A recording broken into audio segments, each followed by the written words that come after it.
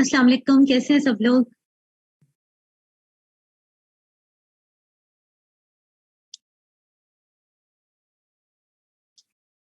जी class 10:15 पे थी। अभी कुछ लोगों ने ज्वाइन नहीं किया, लेकिन हम वेट नहीं करेंगे बिकॉज उनको पता था कि 10:15 पे है, टाइम पता था। जी अल्हम्दुलिल्लाह, मैं बिल्कुल ठीक हूँ। आज के टॉपिक्स लिख देती हूँ। जो टॉपिक्स आज हमने कवर करने हैं, बायो और फूड साइंसेस का सिलेबस कल फर्स्ट क्लास थी उसमें लिख दिया था।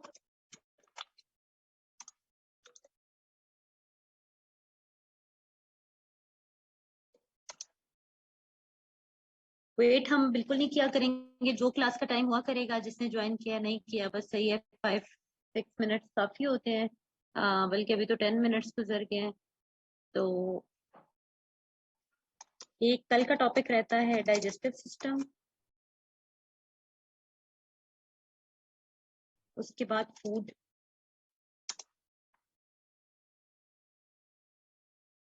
फूड एडिटिव्स,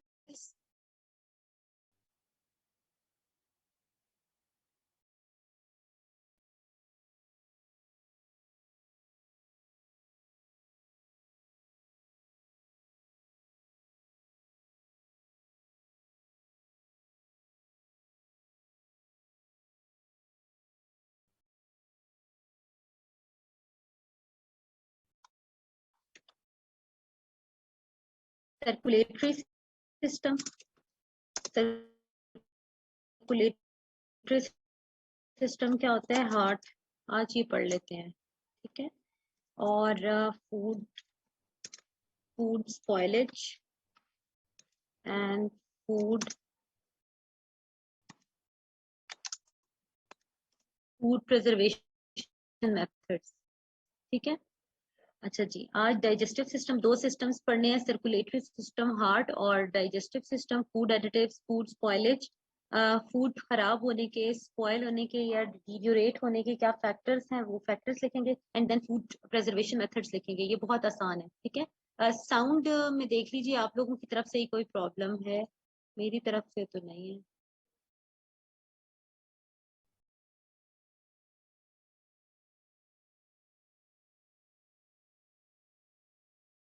हाँ, मेरी बायो में स्पेशलाइजेशन ही है। मैंने मैथ्स और फिजिक्स पढ़ा है, बायो सिर्फ एफएससी तक पढ़ा था बस। पता नहीं इधर सीएसएस कहीं पढ़ के याद हुआ था।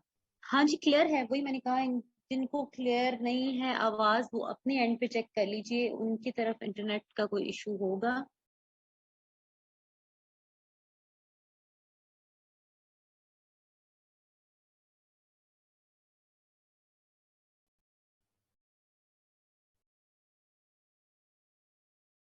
चले, नहीं, इन्वायरमेंटल साइंस मैं नहीं पढ़ाती। अच्छा, फिर आप लोगों ने एक चीज देखनी है कि आप लोगों ने जो तैयार करना है सब कुछ, उसके लिए जो बुक्स रेकमेंड की जाती हैं, सबसे पहले आपकी सबसे जो बेहतर बुक है वो वर्ल्ड टाइम्स की है। बिकॉज जब 2016 में सिलेबस चेंज हुआ था सीएसएस का, और उसमें एवरीडे साइंस की जगह जनरल साइंस किया था और analytical ability, maths, logical reasoning include किया था, तो सबसे पहली जो बुक थी वो वर्ल्ड टाइम्स की थी। तो वर्ल्ड टाइम्स की जो जीएसए है, पता नहीं नाम क्या है, मियां शफी, ठीक है। उनकी ये एक बुक है। दूसरी बुक है नोआ की, जीएसए भी है, अच्छी लिखी हुई है, लेकिन इसमें कुछ टाइपिंग मिस्टेक्स हैं और कुछ टेक्निकल गलतियां हैं जो कि नॉन साइंस बैकग्राउंड वाला शायद इग्नोर कर दे, ठीक है। जिसने थोड़ा पढ़ा हुआ होता है वो तो फिर पहचान लेता है।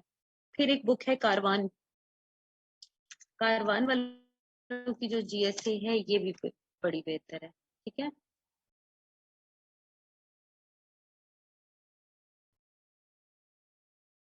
जी, वर्ल्ड टाइम्स वाली बुक, जी आ सकता है वो 5 मार्क का क्वेश्चन। सर आतिफ ने ही ये नोआ वाली बुक जो लिखी है वो ज्यादा बेहतर है। सर आतिफ के नोट्स अच्छे हैं। Will you recommend? Sir Atif जो नोआ वाले हैं उनसे पहले कह रही हूँ, सर आतिफ जो है वो पढ़ाते थे, और उनके बाद 4 साल, 4 या 5 साल मैंने उधर जीएसए पढ़ाई है नोआ में, ठीक है। तो अभी वो वाले जो नोट्स थे ना, उनके उस टाइम वाले नोट्स बेहतर थे जब अभी सिलेबस चेंज नहीं हुआ था। जब से सिलेबस चेंज हुआ है उसमें सर आतिफ के जो बायो वाले नोट्स हैं बस वही होंगे। मैंने तो नहीं खैर नोट्स को देखे हुए, लेकिन जो मैंने सुना हुआ है वो बेहतर होंगे, बाकी जो है वो चेंज हो चुका हुआ है। ठीक है। अच्छा, उसके बाद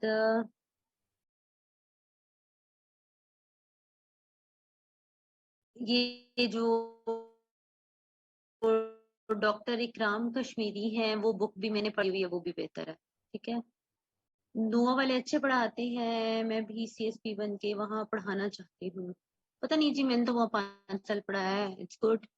आपके नोट्स बने हुए हैं, यही लेक्चर्स हैं। अच्छा, अगर आप लोगों को होश हो तो रात को ना मैंने एक गूगल ड्राइव का लिंक जो था वो फॉरवर्ड किया था।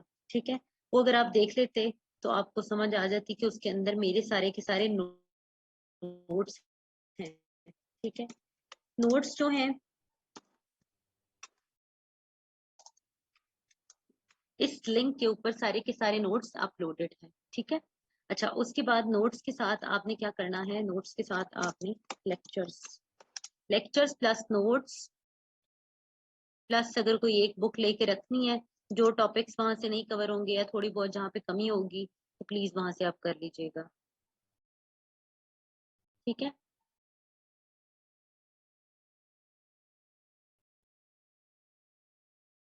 समटाइम्स एक टॉपिक आपको पढ़ाया जाता है, आपको लगता है कि ये भी पढ़ना चाहिए था, ये भी पढ़ना चाहिए था, इसके अंदर ये एंगल से नहीं ये टॉपिक पढ़ाया, तो आपने वो बुक से थोड़ा सा खुद देख लिया करना। ठीक है। तीनों में से कोई एक बुक, फिर नोट्स और लेक्चर्स मिक्स करके इनफ होंगे। और अगर एक बुक नहीं भी लेनी तो नोट्स और लेक्चर्स को मिक्स करके पढ़े तो वो भी काफी होगा। किप्स वाली बुक नहीं। अच्छा, अगर है तो बस फिर सही है, जो जिसके पास एक कोई किताब है वो दूसरी ना ले, बस दैट्स इनफ। कि मतलब वो अगर है आपके पास तो आपको बाय करने की जरूरत नहीं है फिर दूसरी। अच्छा जी, इसके बाद हम स्टार्ट करते हैं अपना topic.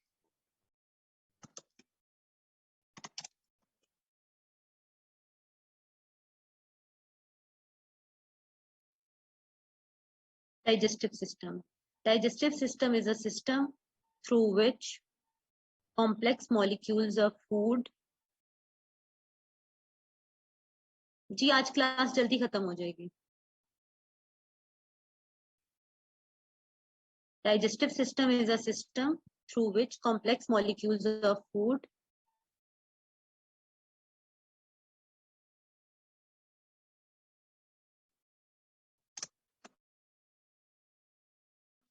through which complex molecules of food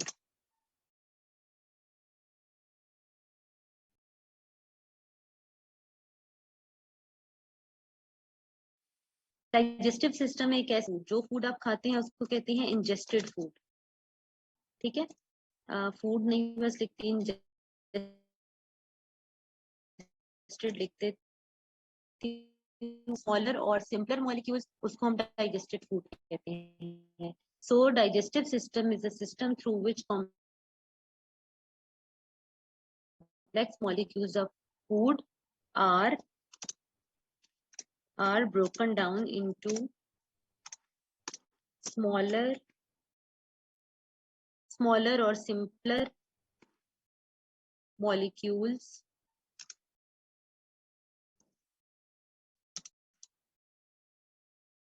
जब कॉम्प्लेक्स मॉलिक्यूल्स ऑफ फूड की ब्रेकडाउन हो जाएगी इनटू स्मॉलर और सिंपलर मॉलिक्यूल्स तो उसको उस फूड को हम क्या कहेंगे, उसको हम डाइजेस्टेड फूड कहेंगे।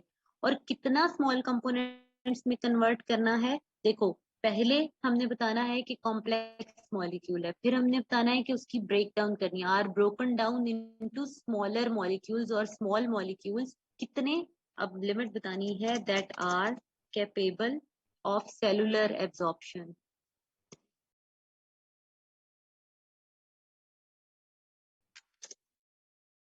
Capable of cellular absorption। जो कि आपके सेल के अंदर एब्जॉर्ब हो सके। इतना आपने स्मॉलर मॉलिक्यूल्स में उसको कन्वर्ट करना है कि वो आपके सेल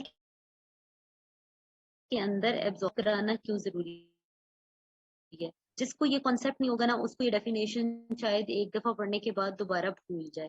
पहली बात तो ये कि जो खाना आप खाते हैं वो कॉम्प्लेक्स होता है, कॉम्प्लेक्स फूड की ब्रेकडाउन की जाती है, दांतों से चबाते हैं, फिर स्टमक के अंदर जाता है। जब वो अच्छी तरह से छोटे छोटे पीसेस में कन्वर्ट हो जाता है तो वो हमारे ब्लड में एब्जॉर्ब हो जाता है। ब्लड हमारी पूरी बॉडी में सर्कुलेट करता है और सर्कुलेट करके जो सिंपलेस्ट या स्मॉलेस्ट शुगर मॉलिक्यूल है या कार्बोहाइड्रेट मॉलिक्यूल है, जिसको क्या कहते हैं, जिसको कहते हैं ग्लूकोज, वो ग्लूकोज को ब्लड के अंदर ग्लूकोज एब्जॉर्ब होता है, ब्लड पूरी की पूरी बॉडी के अंदर घूमता है, ठीक है, और हर हर सेल तक ग्लूकोज पहुंचाता है। फिर आप जो सांस लेते हैं, ऑक्सीजन भी आप इनहेल करते हैं, ऑक्सीजन भी आपके ब्लड में एब्जॉर्ब होती है, ये ऑक्सीजन भी सेल के अंदर जाती है। सो ये ग्लूकोज सिंपलेस्ट और डाइजेस्टेड फूड, देन ऑक्सीजन आपके ब्लड में एब्जॉर्ब होकर आपके हर हर सेल तक पहुंचता है, और ये ऑक्सीजन यूज होती है इस ग्लूकोज की ब्रेकडाउन में। जब ग्लूकोज की ब्रेकडाउन होती है तो वो किस में कन्वर्ट हो जाता है, वो कन्वर्ट हो जाता है कार्बन डाइऑक्साइड में, वाटर में, प्लस एटीपी। एटीपी क्या होती है? एटीपी एनर्जी के पैकेट्स होते हैं। जो आप कहते हैं ना कि हमने खाना खा लिया और हम एनर्जेटिक फील कर रहे हैं, तो उसको उसको कहते हैं एटीपी, उस एनर्जी को कहते हैं। And ATP stands for adenosine triphosphate. मैं इधर लिखती हूँ, एक दफा फिर रिवाइज करती हूँ ताकि समझ आ जाए। एडिनोसिन, ये समझना इसलिए जरूरी है बिकॉज जिसको ये कॉन्सेप्ट होगा उसको आगे आसानी रहेगी कि अच्छा, जो हम सांस लेते हैं, कहते हैं खाना खाना जिंदगी के लिए बहुत जरूरी है और सांस लेना बहुत जरूरी है, तो वो खाना और वो सांस लेना, वो ऑक्सीजन कहाँ जाती है, कहाँ फाइनल उसकी डेस्टिनेशन है, कहाँ एब्जॉर्ब होती है और फिर किस चीज में कन्वर्ट होती है, और फिर वहां से हमें एनर्जी मिलती है and we stay alive. Adenosine triphosphate.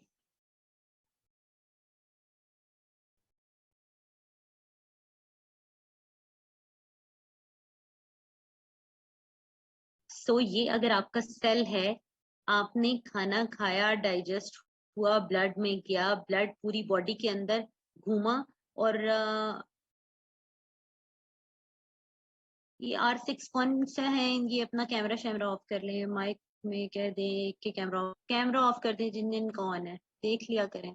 अच्छा, पूरी बॉडी में आपका ब्लड सर्कुलेट किया और ब्लड ने सर्कुलेट करते हुए एक एक सेल के घर पे जाके नॉक किया और उसको ग्लूकोज दे दिया, ठीक है। देन हम ब्रीदिंग करते हैं, ऑक्सीजन इनहेल करते हैं, ऑक्सीजन लंग्स में जाता है, लंग्स में ब्लड जाता है और ब्लड में ऑक्सीजन एब्जॉर्ब हो जाता है, किसमें? हीमोग्लोबिन में। पूरा का पूरा ब्लड आपकी बॉडी में सर्कुलेट करता है और उसी तरह एक एक सेल में जाकर ये ऑक्सीजन नॉक करके एक एक सेल को ऑक्सीजन देती जाती है। Then this oxygen is used to burn this glucose molecule और to break this molecules into carbon dioxide, water and adenosine triphosphate, ATP, ठीक है। And ATP is that energy, नहीं नहीं नहीं, हार्मोन नहीं है, एटीपी एनर्जी करेंसी है। ATP हमारी बॉडी के अंदर वो करेंसी है जो चलती है, जिसकी बेसिस पे हम चीजें खरीद सकते हैं। जैसे इधर दुनिया में एक करेंसी चलती है ना, जिसकी बेसिस पे आप जीने के लिए जितनी भी आपकी बिलोंगिंग्स या जरूरियात या नेसेसिटीज है वो बाय करते हैं। इसी तरह बॉडी के अंदर जो एनर्जी करेंसी है, जो उसको जिंदा रहने के लिए जरूरी होती है, that is ATP. It is not hormone. Glucose भी ब्लड में एब्जॉर्ब होता है, जी ग्लूकोज ब्लड में एब्जॉर्ब होता है और ब्लड पूरी बॉडी में सर्कुलेट करता है। अभी सर्कुलेटरी सिस्टम पढ़ना है, समझ आ जाएगा, ठीक है। अच्छा, डाइजेस्टिव सिस्टम की कितने कंपोनेंट्स हैं? डाइजेस्टिव सिस्टम के 5 कंपोनेंट्स में इसको डिवाइड कर लेते हैं सिंप्लीफाई करने के लिए। सबसे पहला है ऑरल कैविटी, सेकंड सबसे important part stomach, third important part small intestine,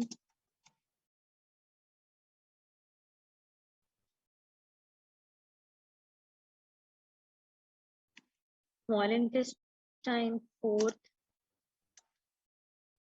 large intestine fifth, rectum. ये हैं 5 बेसिक पार्ट्स और ऑर्गन्स ऑफ डाइजेस्टिव सिस्टम। एक बात आपने याद रखनी है, ह्यूमन फिजियोलॉजी आपके सिलेबस में लिखी गई थी।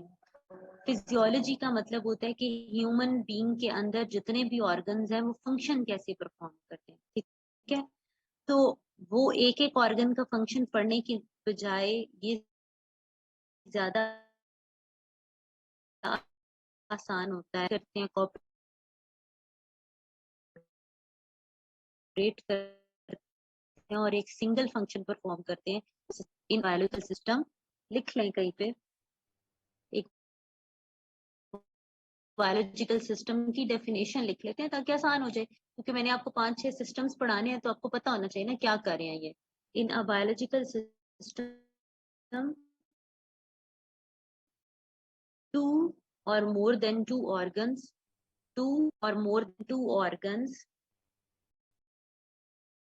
cooperate with each other, cooperate with one another कर लें। A biological system is a system in which two or more than two organs cooperate with one another to perform a single function, to perform a single function। अच्छा, मेरा ये उसूल है कि अगर आपको चीज याद करनी है ना, तो सबसे पहले ना आप उसको कर लिया करें, डी कोड कर लिया करें। डी कोड करने का तरीका ये है कि उसका कोई शॉर्ट फॉर्मूला बना लिया करें। शॉर्ट फॉर्मूला जब आप एक दफा याद कर लेंगे ना, तो फिर आपको चीज जो है वो याद करना आसान हो जाएगी। वो है क्या, मतलब ऑरल कैविटी और माउथ जो है ना, इसमें कौन सी चीज डाइजेस्ट होनी है, which component of food gets digested in oral cavity और माउथ। कार्बोहाइड्रेट आपको मैंने पढ़ा दिया था, ठीक है। Carbohydrates are instant source of energy. यहाँ पे कोई मुझे पूछ रहा था कि आपने बायोमोलिक्यूल्स के फंक्शन नहीं लिखवाए, मैं तो आप चुप कर गई। तो अगर आप देखें तो सेकंड पॉइंट कार्बोहाइड्रेट का ये था, carbohydrates are instant source of energy, proteins are building blocks of body, and fats perform और fats play a vital role in maintaining body temperature. तो ये फंक्शन ही हुए ना भाई, फंक्शन बस कहा नहीं है, पढ़ा दिए हैं। तो जो आपके कार्बोहाइड्रेट्स हैं, इनकी डाइजेशन आपकी ऑरल कैविटी में होती है, ठीक है। सबसे पहले कार्बोहाइड्रेट्स की डाइजेशन स्टार्ट होती है, देन प्रोटीन्स की डाइजेशन कहाँ पे स्टार्ट होती है, इन स्टमक। तो अब आपको जब ये चीज पता होगी ना, डिकोड कर लिया, तो आपको पता होगा कि ओके, मैंने प्रोटीन डाइजेस्टिंग एंजाइम स्टमक में लिखने हैं, कार्बोहाइड्रेट डाइजेस्टिंग एंजाइम मैंने माउथ या ऑरल कैविटी में लिखने हैं, एंड देन स्मॉल इंटेस्टाइन में। स्मॉल इंटेस्टाइन डाइजेस्टिव ट्रैक्ट या डाइजेस्टिव सिस्टम का सबसे बड़ा हिस्सा होता है, ठीक है। स्मॉल इंटेस्टाइन में अब आपको पता है कि भाई किसकी डाइजेशन होनी है, कॉमन सेंस की बात है ना, फैट्स डाइजेशन होगी यहाँ पे स्टार्ट। अच्छा, स्टार्ट होनी है तीनों जगह पे, मैंने ये लिखना भूल गई, लिखने की जरूरत नहीं है। फैट डाइजेशन स्मॉल इंटेस्टाइन में स्टार्ट होगी, ठीक है। फिर जिस जिस कंपोनेंट ऑफ फूड की डाइजेशन स्टार्ट हो गई है, वो डाइजेशन कंप्लीशन भी यहाँ पे होगी, digestion completion, and then last पे फैट डाइजेशन स्टार्ट हुई, डाइजेशन कंप्लीशन हुई, और absorption into blood stream. Blood में एब्जॉर्ब हो गया खाना, एब्जॉर्प्शन इनटू ब्लड। जब ब्लड में एब्जॉर्ब हो गया, तो ब्लड तो हमारी बॉडी में हर टाइम घूमता रहता है। घूमने का मकसद क्या है, क्योंकि वो हर सेल तक क्या प्रोवाइड करके आता है, ग्लूकोज प्रोवाइड करके आता है, ठीक है।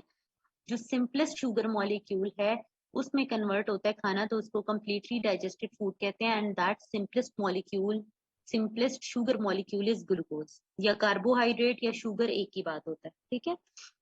ये तीन फंक्शन आपने स्मॉल इंटेस्टाइन में किए। लार्ज इंटेस्टाइन में क्या होता है, रीएब्जॉर्प्शन, कि अगर कोई यूजफुल न्यूट्रिएंट रह गया है जिसकी रीएब्जॉर्प्शन नहीं हुई, तो उसकी रीएब्जॉर्प्शन होती है, ठीक है।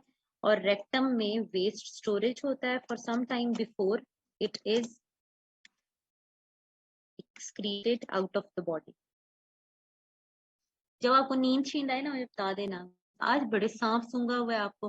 रीएब्जॉर्प्शन अली रजा बताती हूँ। रीएब्जॉर्प्शन पानी, जब पानी की कमी हो जाए या आपके कोई यूजफुल न्यूट्रिएंट जिसकी एब्जॉर्प्शन अभी नहीं हो सकी, एब्जॉर्प्शन कैसी होती है? एब्जॉर्प्शन ऐसी होती है ना कि आपके जो ब्लड कैपिलरीज होते हैं ना, वो आपके इंटेस्टाइन के ऊपर बिछे हुए होते हैं, वो वहां से न्यूट्रिएंट्स को एब्जॉर्ब करते हैं। तो अगर कोई न्यूट्रिएंट या वाटर अनएब्जॉर्ब्ड रह जाए तो उसकी रीएब्जॉर्प्शन के लिए मेक श्योर किया जाता है कि फूड अभी फौरन ही आपकी बॉडी से बाहर ना वेस्ट निकल जाए, उसके अंदर काम की चीजें ना चली जाए, उसको लार्ज इंटेस्टाइन में घुमाया जाता है। अब जब हमने ये कर लिया ना, ये मैंने किया है, डाइजेस्टिव सिस्टम को डिफाइन किया, डिफाइन करने के बाद मैंने उसको डिकोड कर लिया कि इसके अंदर हम क्या क्या पढ़ सकते हैं। ठीक है, अब मैं डाइजेस्टिव सिस्टम की डायग्राम ड्रॉ करूंगी और डायग्राम के ऊपर लेबल करके आपको डाइजेस्टिव सिस्टम पढ़ा दूंगी और बस फिर खत्म हो जाएगा काम।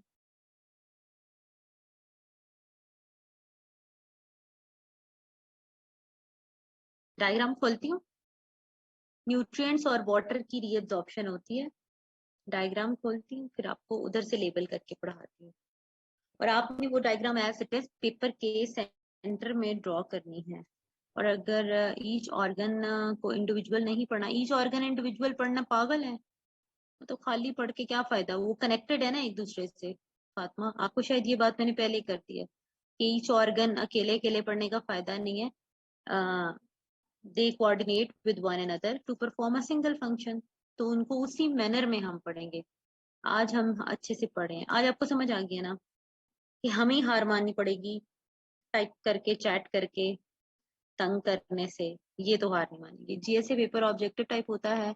हाँ या नहीं, ऑब्जेक्टिव सब्जेक्टिव दोनों होता है।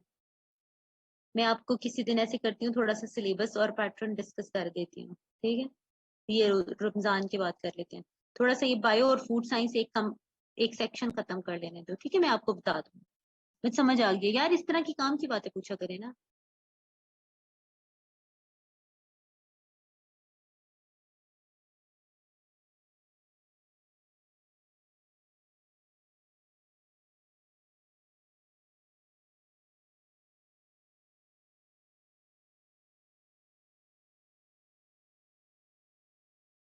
ठीक है, लार्ज इंटेस्टाइन से रिपीट करने की जरूरत नहीं पड़ेगी, यहीं से आपको पढ़ाने लगी हूँ।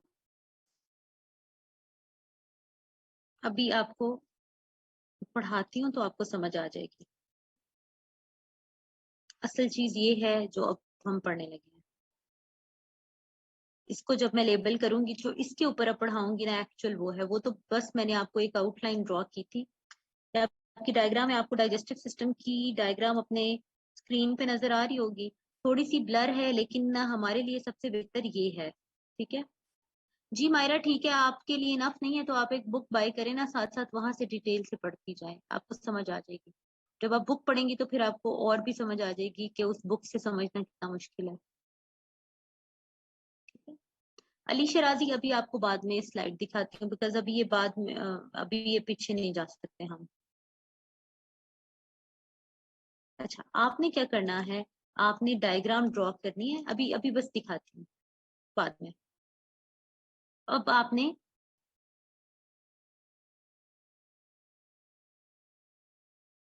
अब आपने इसको मेरे साथ साथ ड्रॉ करना है। आपने पेपर के सेंटर में ये डायग्राम बनानी है और इसका साइज मुनासिब सा रखना है। सबसे पहले आपने ऐसे स्टार्ट करना है, मैं रफ सा डायग्राम ड्रॉ करती हूँ आपके लिए। ये माउथ और ऑरल कैविटी, ये इतना। उसके बाद ये नीचे की तरफ आए एसोफेगस। उसके बाद आपने यहाँ पे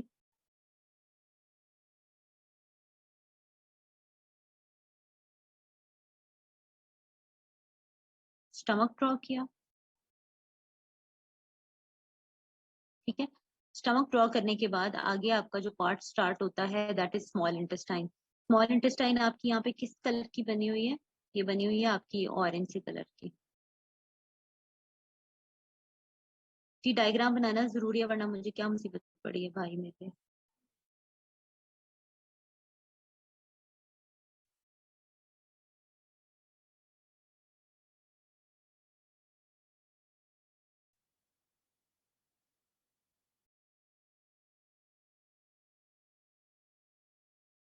ये आपकी स्मॉल इंटेस्टाइन गडमट होके यहाँ पे बीच में पड़ी हुई होती है।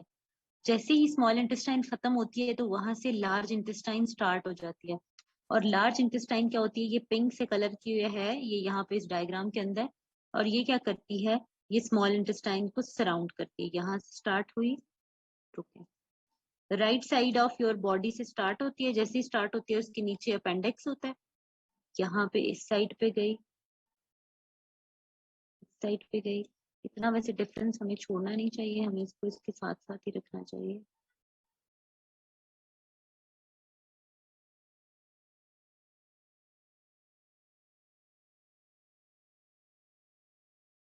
ठीक हो गया। उसके बाद दो चीजें, आसान आसान आसान डायग्राम, क्लियर, ब्रेन स्ट्रेन सब कुछ हम ड्रॉ करेंगे इधर, लेकिन आपने इजी वे में ड्रॉ करना है। उसके बाद आपने देखना है यहाँ पे एक छोटा सा येलो कलर का एक लीफ बना हुआ है, जिसको हम पेंक्रियाज कहते हैं। आपने इस तरह करके इधर से पत्ता बना देना। ठीक हो गया। उसके बाद अब आपका रह गया है लिवर। लिवर ड्रॉ करते हैं और कहानी खत्म हो जाएगी। लिवर किस तरह ड्रॉ करते हैं? लिवर हम इधर ड्रॉ करते हैं। लिवर है जी ये,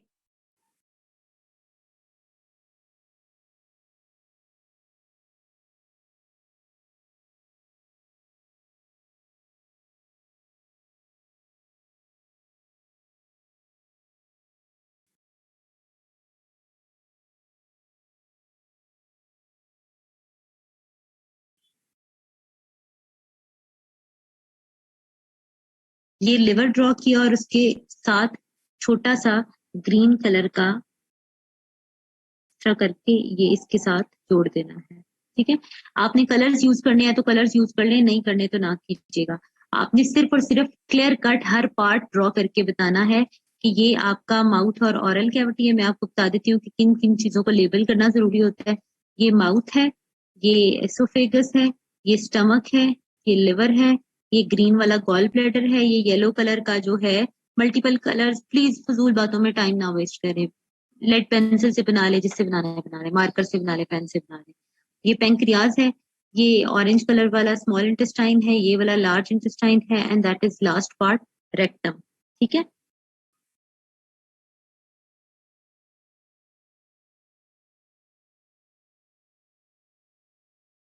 तो ये वाली जो डायग्राम है आपने जल्दी जल्दी इस तरह से ड्रॉ कर लेनी है स्क्रीन के ऊपर। बोर्ड पे होते तो बोर्ड पे ड्रॉ करके बता देती, लेकिन ये वाली जो डायग्राम है ये आपके सामने क्लियर कट है। ठीक है।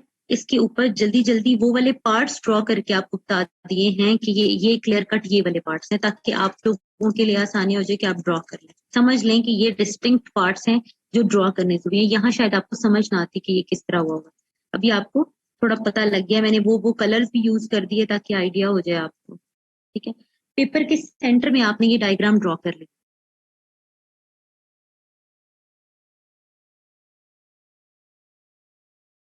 ठीक है।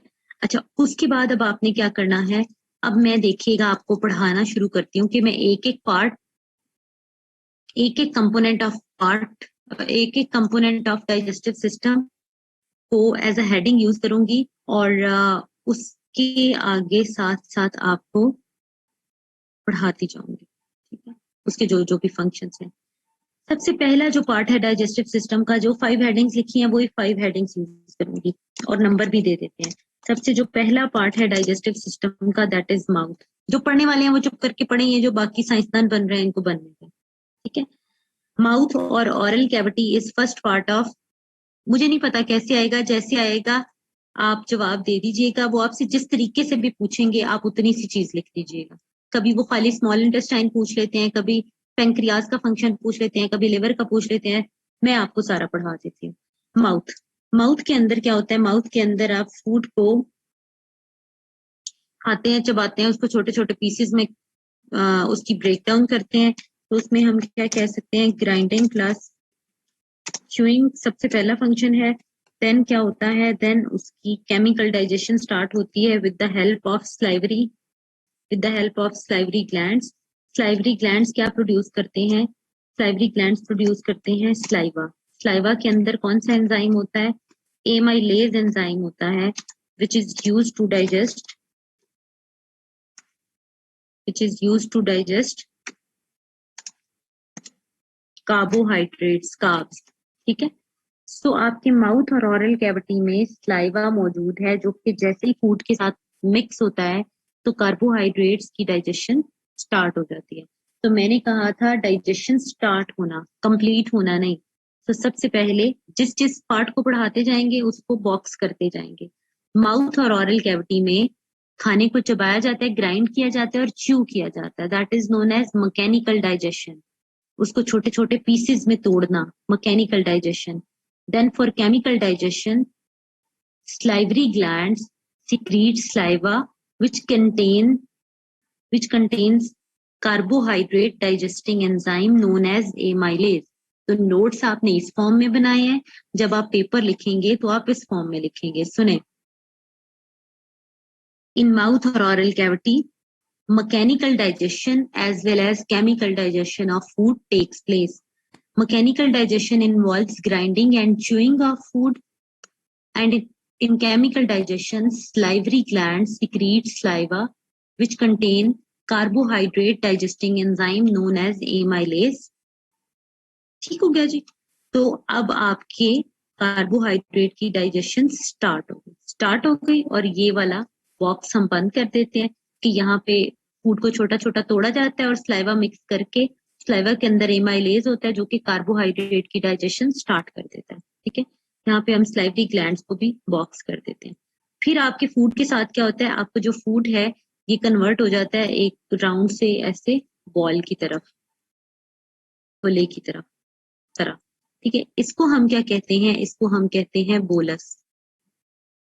स्टेटमेंट रिपीट करने की जरूरत ही नहीं है, वो तो मैंने ऐसे ही रफ बोला है, हर दफा आप खुद कंस्ट्रक्ट करेंगे। ये स्टेटमेंट रिपीट कर करके लिखनी नहीं है रबिया, ये रट्टा नहीं मैं लगवाती होती, खुद बनाना सीखो। नोट्स में लिखी हुई है वरना वहां से पढ़ लीजिएगा। इन माउथ और oral cavity, mechanical digestion takes place which involves grinding and chewing of food, and for chemical digestion, salivary glands secrete saliva which contain amylase enzyme which is useful for carbohydrate digestion। So जो भी आपको बेहतर लगा ना लिख लीजिएगा बाद में। अच्छा, उसके बाद बोलस में कन्वर्ट हो गया, ये जो खाना है गोले से में कन्वर्ट हो जाता है जिसको आप स्वेलो करते हैं, इसको कहते हैं बोलस। बोलस जो है अपना डाउनवर्ड जर्नी स्टार्ट कर देता है टुवर्ड्स स्टमक। इस जर्नी को क्या कहते हैं, इस जर्नी को कहते हैं पेरिस्टोलसिस। इस जर्नी को क्या कहते हैं, पेरिस्टोलसिस। ठीक है, तो पेरिस्टोलसिस वो मूवमेंट है जिसके जरिए फूड मूव करता है। फूड जो गोले से में कन्वर्ट हो गया उस गोले को क्या कहते हैं, बोलस, और जिस पाइप के थ्रू ये डाउनवर्ड्स मूव करता है उसको कहते हैं एसोफेगस। तो आप किस तरह से लिखेंगे, आप लिखेंगे bolus starts its downward journey through esophagus। bolus starts its downward journey लिखने की जरूरत नहीं है वैसे, नोट्स ना खराब करें। bolus ये नजर आ रहा है ना, bolus starts its downward journey towards stomach through esophagus by a movement known as peristalsis। by a movement known as peristalsis।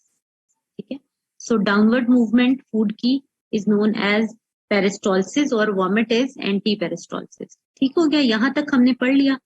Second component हमने जो लिखा था जब हमने डिकोड किया था, तो हमने कहा था second important part of stomach is second important part of digestive system is stomach. उल्टा कह के स्टमक। अब स्टमक के अंदर कौन सी 3 फंक्शंस परफॉर्म होने हैं।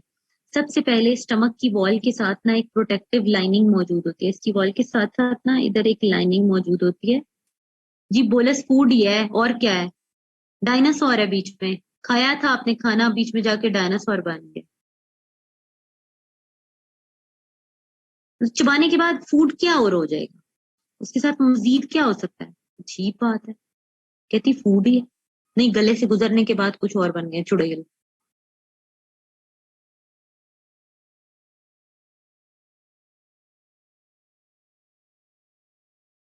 जानबूझ के बच्चे बन रहे हैं और अकल करें, ठीक है ना, सीधा करना आता है मुझे बड़े अच्छे से। नहीं सुमैया, सॉरी वाली कोई बात नहीं है, ये बाकी वाले जो लोग हैं। अच्छा सुनो, छोड़ो इस बात को, इस बहस को। जो स्टमक की वॉल होती है ना, स्टमक की वॉल के साथ साथ एक प्रोटेक्टिव लाइनिंग होती है। ठीक है, देखिए आपका स्टमक भी जो है ना वो प्रोटीन का बना हुआ है। अब प्रोटीन डाइजेस्टिंग एंजाइम्स को ये नहीं पता होता कि ये जो है ये स्टमक आपका जो है इसको डाइजेस्ट करना है या नहीं करना। वो भी तो प्रोटीन का ही बना हुआ है ना, वो भी तो गोश्त का ही बना हुआ है। तो आपके जो प्रोटीन डाइजेस्टिंग एंजाइम है इसको भी तो डाइजेस्ट कर सकते हैं। तो स्टमक को डाइजेस्ट होने से बचाने के लिए इसके साथ साथ एक प्रोटेक्टिव लाइनिंग होती है। उस लाइनिंग को क्या कहते हैं? उस लाइनिंग को कहते हैं म्यूकस लाइनिंग। म्यूकस लाइनिंग जो है, mucus lining, mucus lining protect करती है, प्रोटेक्ट्स वॉल्स ऑफ स्टमक। ये स्टमक की वॉल्स को प्रोटेक्ट करती है।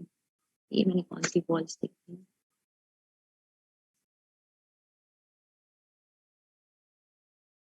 Mucus lining protects walls of stomach.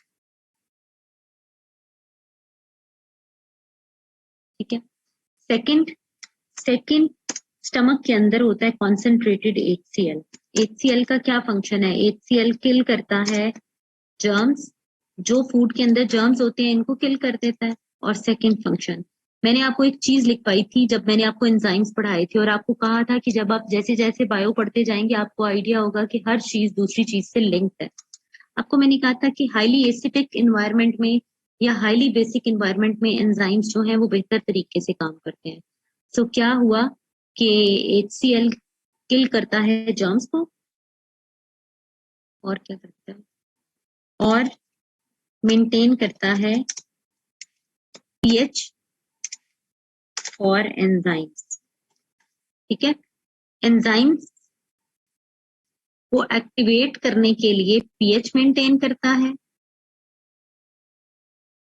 Maintenance of pH for enzymes to get activate और फॉर एक्टिवेशन ऑफ एंजाइम्स। तो मैं इसको लिखने लगी हूँ मेंटेनेंस,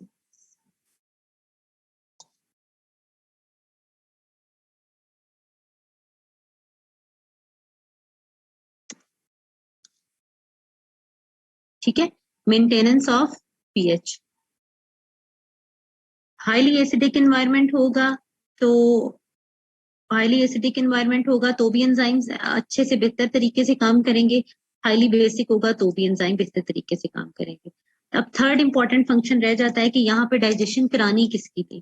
प्रोटीन की डाइजेशन करानी थी। तो यहाँ पे कौन सा एंजाइम होना चाहिए? पेप्सिन होना चाहिए। पेप्सिन जो है वो प्रोटीन डाइजेस्टिंग एंजाइम है। तो प्रोटीन की डाइजेशन के लिए यहाँ पे पेप्सिन एंजाइम मौजूद होता है। ठीक है जी। तो ये 3 फंक्शंस थे जो स्टमक के अंदर परफॉर्म होते हैं, और हमारा second part of digestive system भी कंप्लीट हो गया। Second part of digestive system is important part of digestive system is stomach, which has a mucus lining. Mucus lining protects walls of stomach. Walls को क्या हुआ है?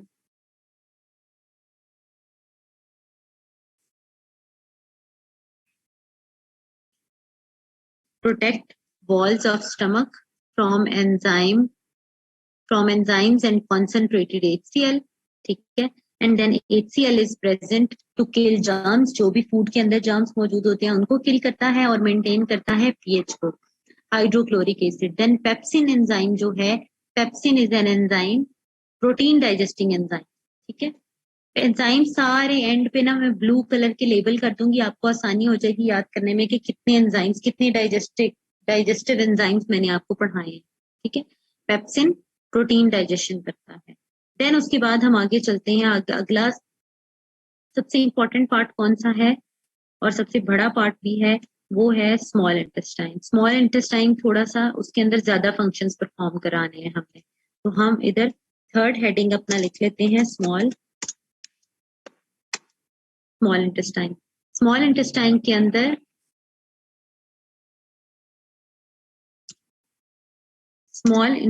के अंदर क्या मौजूद है? स्मॉल इंटेस्टाइन में सबसे पहले आपने क्या करना है? फैट डाइजेशन करनी है। फैट डाइजेशन के लिए आपको किससे हेल्प लेनी पड़ेगी? आपको लिवर से हेल्प लेनी पड़ेगी। लिवर क्या प्रोड्यूस करता है? लिवर प्रोड्यूस करता है बाइल। बाइल का क्या कलर होता है? ये ग्रीन कलर की एक सिक्रीशन होती है, ग्रीन कलर का एक पिगमेंट होता है, एक लिक्विड होता है जो कि कहाँ पे स्टोर होता है? Bile is produced by liver,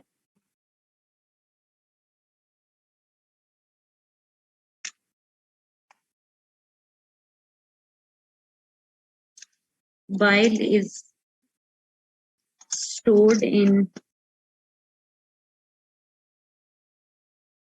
gall bladder में स्टोर होता है और लिवर इसको प्रोड्यूस करता है। सो स्मॉल इंटेस्टाइन के अंदर सबसे पहला फंक्शन है कि हमने बाइल के जरिए फैट की डाइजेशन करानी है, ठीक है।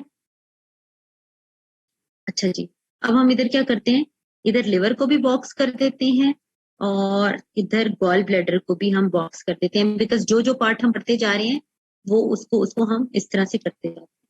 अच्छा जी, फैट इमल्सिफिकेशन के लिए यूज हुआ हमारा bile. Bile was produced by liver. Bile is produced by liver. It is a green colored secretion which is stored in gallbladder, और gallbladder drop by drop इसको किधर इंजेक्ट करता है? gallbladder इसको drop by drop, ये देखिए इधर से ये gallbladder है ना, drop by drop इधर से ये इंजेक्ट करता है आपकी स्मॉल इंटेस्टाइन के अंदर। तो जितने आप फैट्स खाते हैं उतना बाइल गॉल ब्लैडर से निकलकर आपके स्मॉल इंटेस्टाइन में आता जाता है और फैट्स की डाइजेशन स्टार्ट हो जाती है, ठीक है। उसके बाद सेकंड फंक्शन क्या था? सेकंड फंक्शन है डाइजेशन कंप्लीशन। अब आपके कार्बोहाइड्रेट, प्रोटीन और फैट्स तीनों की डाइजेशन स्टार्ट हो गई है, तो अब आपने क्या कराना है? डाइजेशन कंप्लीशन कराना है। डाइजेशन कंप्लीशन के लिए अब आपने किससे हेल्प लेनी है? That is pancreas. पेंक्रियाज के अंदर क्या होता है? पेंक्रियाज प्रोड्यूस करता है pancreatic juice.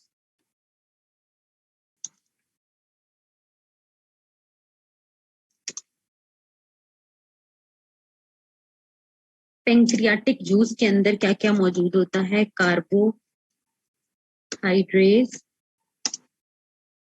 Protease and lipase. आपने नामों पे गौर किया है? कार्बोहाइड्रेट की डाइजेशन कंप्लीशन कराएंगे, ठीक है।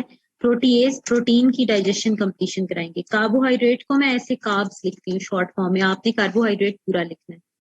प्रोटीएज एंजाइम जो है वो, एंजाइम्स के नाम हमेशा इस तरह ही होते हैं, इनके एंड पे ना एज लगता है, ठीक है। प्रोटीन की डाइजेशन प्रोटीएज कराएगा और लाइपेज किसकी डाइजेशन कराएगा? लिपिड्स की। और लिपिड्स क्या होते हैं? फैट्स होते हैं। लिपिड्स और फैट्स की डाइजेशन कंप्लीशन करवाना किसका काम है? इसका काम, ठीक है।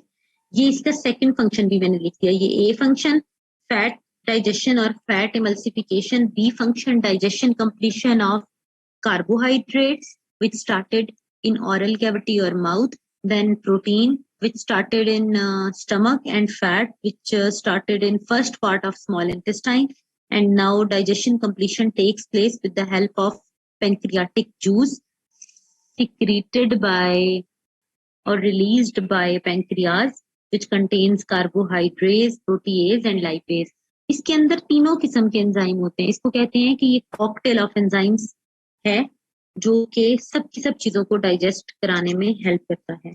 अब जब फूड की डाइजेशन हो गई है तो अब इसने सबसे छोटे छोटे पार्टिकल्स में कन्वर्ट हो गया, ग्लूकोज में कन्वर्ट हो गया तो अब इसके ऊपर ब्लड कैपिलरीज का नेटवर्क होता है और absorption into blood stream.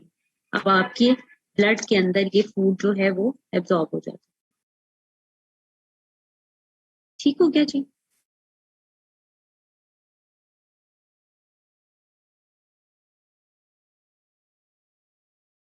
Small intestine के अंदर हमने 3 फंक्शंस परफॉर्म करवाए। वो कौन कौन से थे उनको हम यहाँ पे हाईलाइट कर देते हैं। एक था फैट की डाइजेशन स्टार्ट कराई with the help of liver. दूसरा, लिवर ने क्या प्रोड्यूस किया? लिवर ने बाइल प्रोड्यूस किया। बाइल जो था गॉल ब्लैडर में स्टोर हुआ और यहाँ से स्मॉल इंटेस्टाइन में आ गया। उसके बाद जब जैसे ही फैट की डाइजेशन स्टार्ट हुई, हमारे पास दूसरा एंजाइम सिक्रीट हुआ जो कि उसने क्या कराना था? डाइजेशन कंप्लीशन कराना था, बिकॉज कार्बोहाइड्रेट, प्रोटीन और फैट तीनों की डाइजेशन स्टार्ट होगी। अब डाइजेशन कंप्लीशन करानी है। कंप्लीशन के लिए हमने किससे हेल्प ली? कंप्लीशन के लिए हमने हेल्प ली पेंक्रियाज से। पेंक्रियाज ने अब इस तरह का एक जूस सिक्रीट किया जिसके अंदर तीनों किस्म के एंजाइम मौजूद थे, क्योंकि अब तीनों की डाइजेशन कंप्लीशन करानी है ना। तो उसमें कार्बोहाइड्रेट्स, प्रोटीएज और लाइपेज मौजूद थे।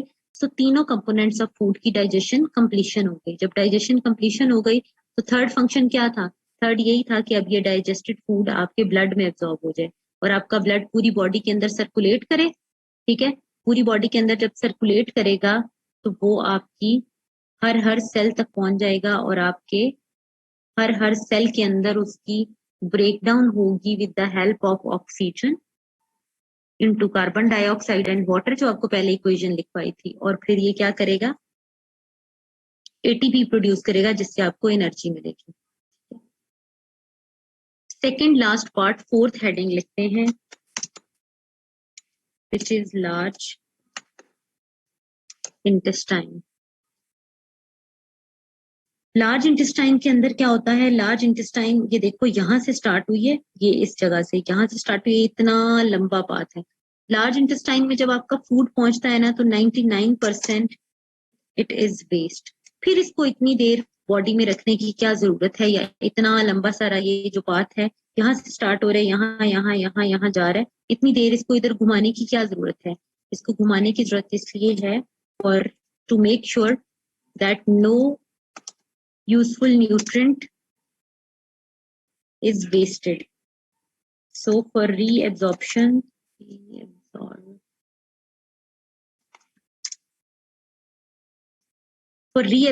of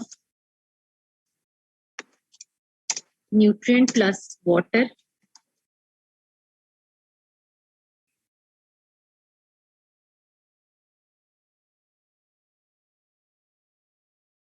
reabsorption of nutrient plus water के लिए इतनी देर फूड को या वेस्ट को स्टे कराया जाता है लार्ज इंटेस्टाइन में।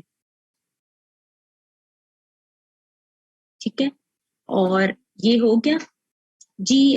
रुबाब, ये तीनों फंक्शन आपके ड्यूडिनम, जीजुनम और इलियम में ही होते हैं। तो ह्यूमन फिजियोलॉजी में ना आपका पार्ट्स पे फोकस नहीं होता, आपका फंक्शंस पे फोकस होता है। ठीक है, तो वो वही बात है, पहले पार्ट में ड्यूडिनम में, फिर जीजुनम में आपकी डाइजेशन कंप्लीशन और एब्जॉर्प्शन हो जाती है, और इलियम में आपकी ऑलमोस्ट एब्जॉर्प्शन कंप्लीट होती है और वेस्ट में कन्वर्ट हो जाता है।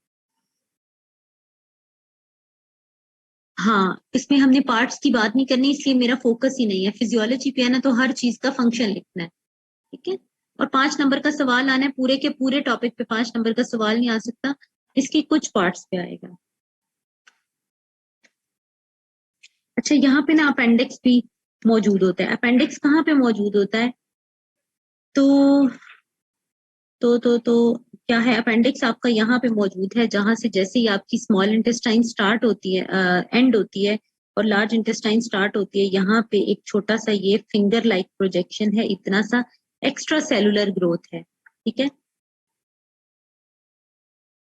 एक्स्ट्रा सेलुलर ग्रोथ है यहाँ पे, इस एक्स्ट्रा सेलुलर ग्रोथ को अपेंडिक्स कहते हैं। और अगर कोई वेस्ट पार्टिकल इसके अंदर जो है, अगर कोई एक्स्ट्रा सेलुलर ग्रोथ है, अगर कोई वेस्ट पार्टिकल इस अपेंडिक्स के अंदर यहाँ पे ट्रैप हो जाए तो क्या होता है? पहले अपेंडिक्स के बारे में बात करते हैं, अपेंडिक्स की स्पेलिंग ठीक कर लेते हैं।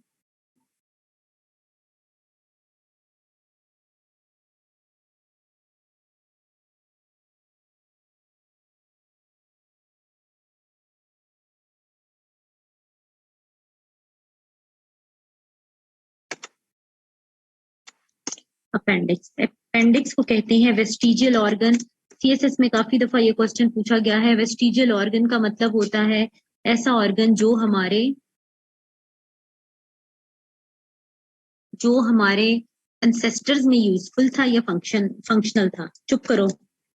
एंसेस्टर्स में क्या था? एंसेस्टर्स में ये फंक्शनल था, but it is no longer functional, और it is non functional.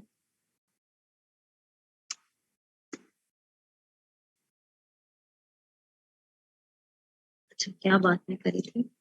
Appendix को वेस्टिजियल ऑर्गन कहते हैं। वेस्टिजियल ऑर्गन ऐसे ऑर्गन को कहते हैं जो हमारे एंसेस्टर्स में फंक्शनल था। हमारे एंसेस्टर्स में ये फंक्शनल था तो क्या करता था? कहा जाता है it use to provide immunity to our ancestors. पहले हमारा इम्यून सिस्टम जो था वो इतना डेवलप नहीं था, तो ये वहां पे हमें इम्यूनिटी प्रोवाइड किया करता था। लेकिन अभी जो है ये बिल्कुल नॉन फंक्शनल हो चुका है, हमारे किसी काम का नहीं है, नॉन फंक्शनल है। इसके अंदर अगर कोई वेस्ट पार्टिकल या फूड पार्टिकल इसके अंदर यहाँ पे ट्रैप हो जाए, तो क्योंकि आगे फूड आगे यहाँ से आगे मूव करता रहता है, तो वो वेस्ट पार्टिकल यहाँ पे ट्रैप्ड रहता है। ठीक है। अच्छा, उसकी वजह से क्या होता है, उसकी वजह से ये होता है कि बैक्टीरियल ग्रोथ स्टार्ट होती है, इन्फ्लेमेशन स्टार्ट हो जाती है, दर्द होती है, और फिर अपेंडिक्स का ऑपरेशन करके इसको क्या कर दिया जाता है, इसको यहाँ से रिमूव कर देते हैं। ठीक है। फिर आपको कोई भी फर्क नहीं पड़ता, आपकी सेहत पे कोई फर्क नहीं पड़ता।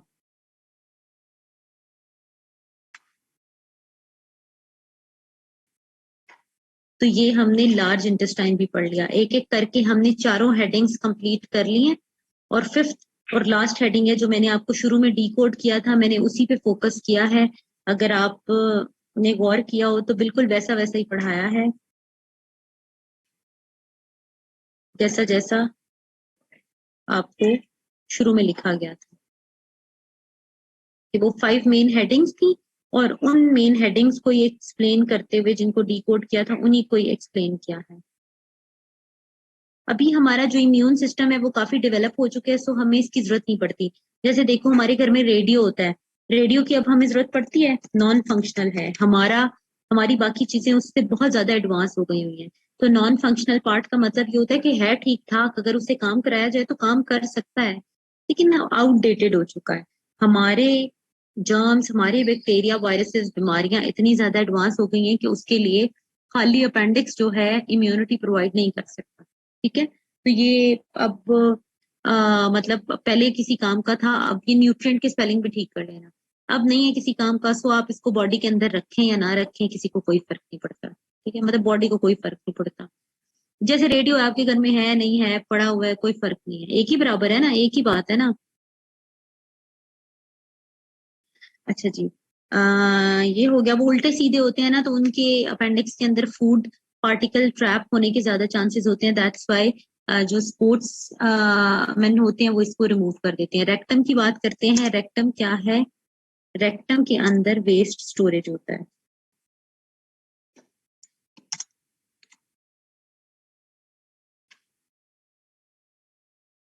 Waste storage before it is excreted out of the body.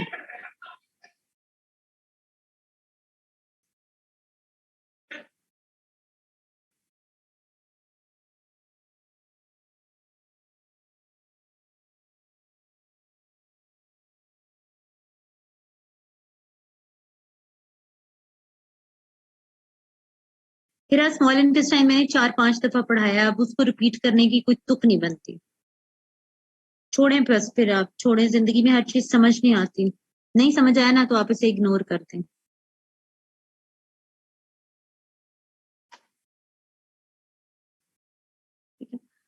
अब सिर्फ और सिर्फ एंजाइम्स में आपको हाईलाइट करा देती हूँ कि डाइजेस्टिव एंजाइम्स कौन कौन से थे। सबसे पहला था एमाइलेज जो कार्बोहाइड्रेट की डाइजेशन करता था, दूसरा था पेप्सिन जो कि प्रोटीन की डाइजेशन करता था, थर्ड था आपका यहाँ पे क्या मौजूद है, बाइल मौजूद था जो कि फैट की डाइजेशन करता था, याद रखना इमल्सिफिकेशन ऑफ फैट करता था। और बाकी आपके पेंक्रियाटिक जूस आपका जो था, इसके अंदर ये पूरे को करने की जरूरत नहीं है, इसको कर देते हैं पेंक्रियाटिक जूस।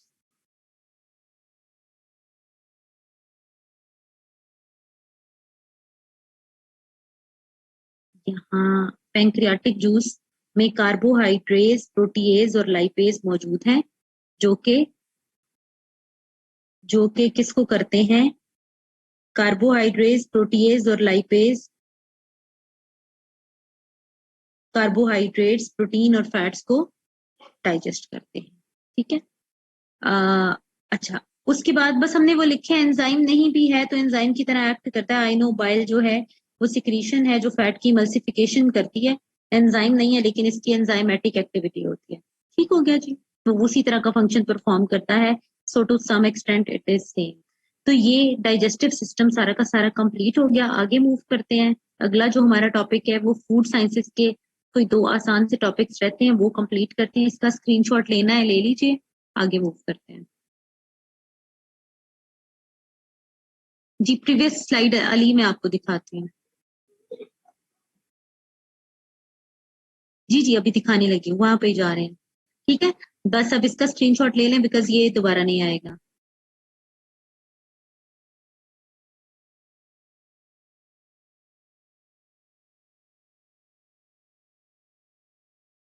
तो लिखा ना अली, मुझे क्या फर्क पड़ता है इससे, क्या अली नहीं सॉरी आतिफ, जो भी लिखा ना, मुझे क्या फर्क पड़ता है कि आप जो भी लिखा हो और आप फेल हो या पास हो, मुझे इससे कोई फर्क नहीं फिर पड़ता अगर आपका ये एटीट्यूड है।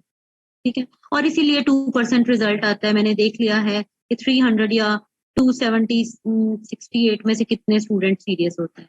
ठीक है, तो मेरा टारगेट वही होता है, बाकी जो फारिग हैं वो फारिग ही रहें और ऐसे ही रहेंगे।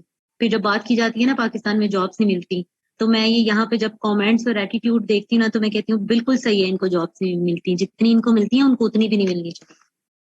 ठीक है, अच्छा जी, ये था डाइजेस्टिव सिस्टम अली रजा, ये था स्टार्ट वाला, ये ओवरव्यू था जिसके अंदर हमने सिर्फ डी कोड किया था टॉपिक को, वहां पे हमने एक्सप्लेन कर दिया, और जब आप उनको सेंटेंसेस की फॉर्म में लिखेंगे तो आराम से जो है वो ठीक हो जाए, मतलब जितना रिक्वायर्ड होगा वो उतना आप लिख लेंगे।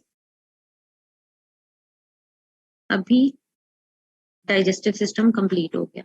अब आगे चलते हैं, फूड एडिटिव्स पढ़ते हैं, और फूड एडिटिव्स के बाद फूड स्पॉयलेज और फूड प्रिजर्वेशन मेथड। थोड़े बीच में 2 आसान टॉपिक्स पढ़ते हैं, फिर आगे हार्ड पढ़ेंगे।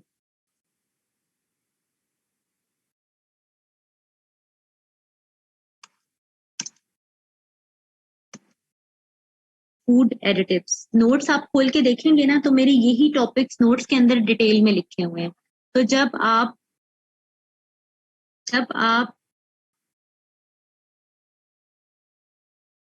क्या हुआ, जब आप ये लेक्चर और नोट्स दोनों को कंबाइन करके पढ़ेंगे तो जो चीजें अगर मिस भी हो गई हुई तो समझ आ जाए। ठीक है, food additives.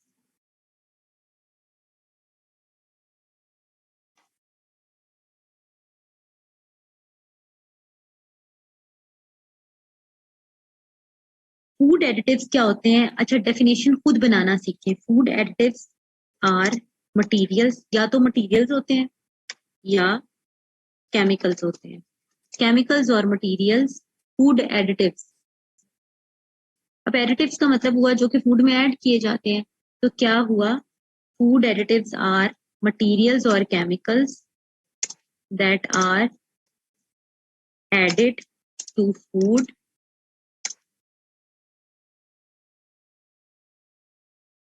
Mohsin Raza, because वो फारिग है ना, उनको फर्क ही नहीं पड़ता।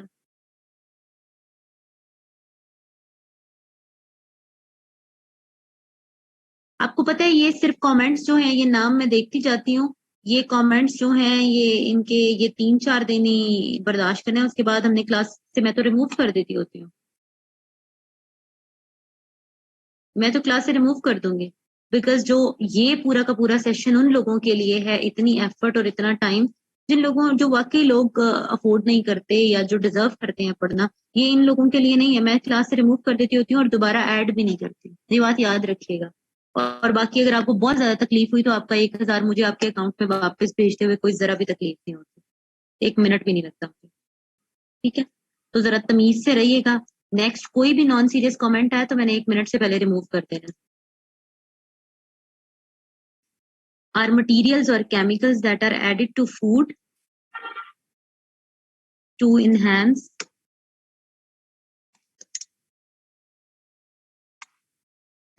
Life of food. अब हुआ पता क्या है, फूड एडिटिव्स फूड में ऐड किए जाते हैं ताकि उसकी शेल्फ लाइफ इंक्रीज की जा सके। ठीक है, अगर आप प्रिजर्वेटिव ऐड कर देंगे ना तो उसकी लाइफ इंक्रीज हो जाएगी। अच्छा, अगर आप कोई एक और केमिकल ऐड करेंगे तो फूड की जो कंसिस्टेंसी है वो स्मूथ हो जाएगी। Life, consistency, texture,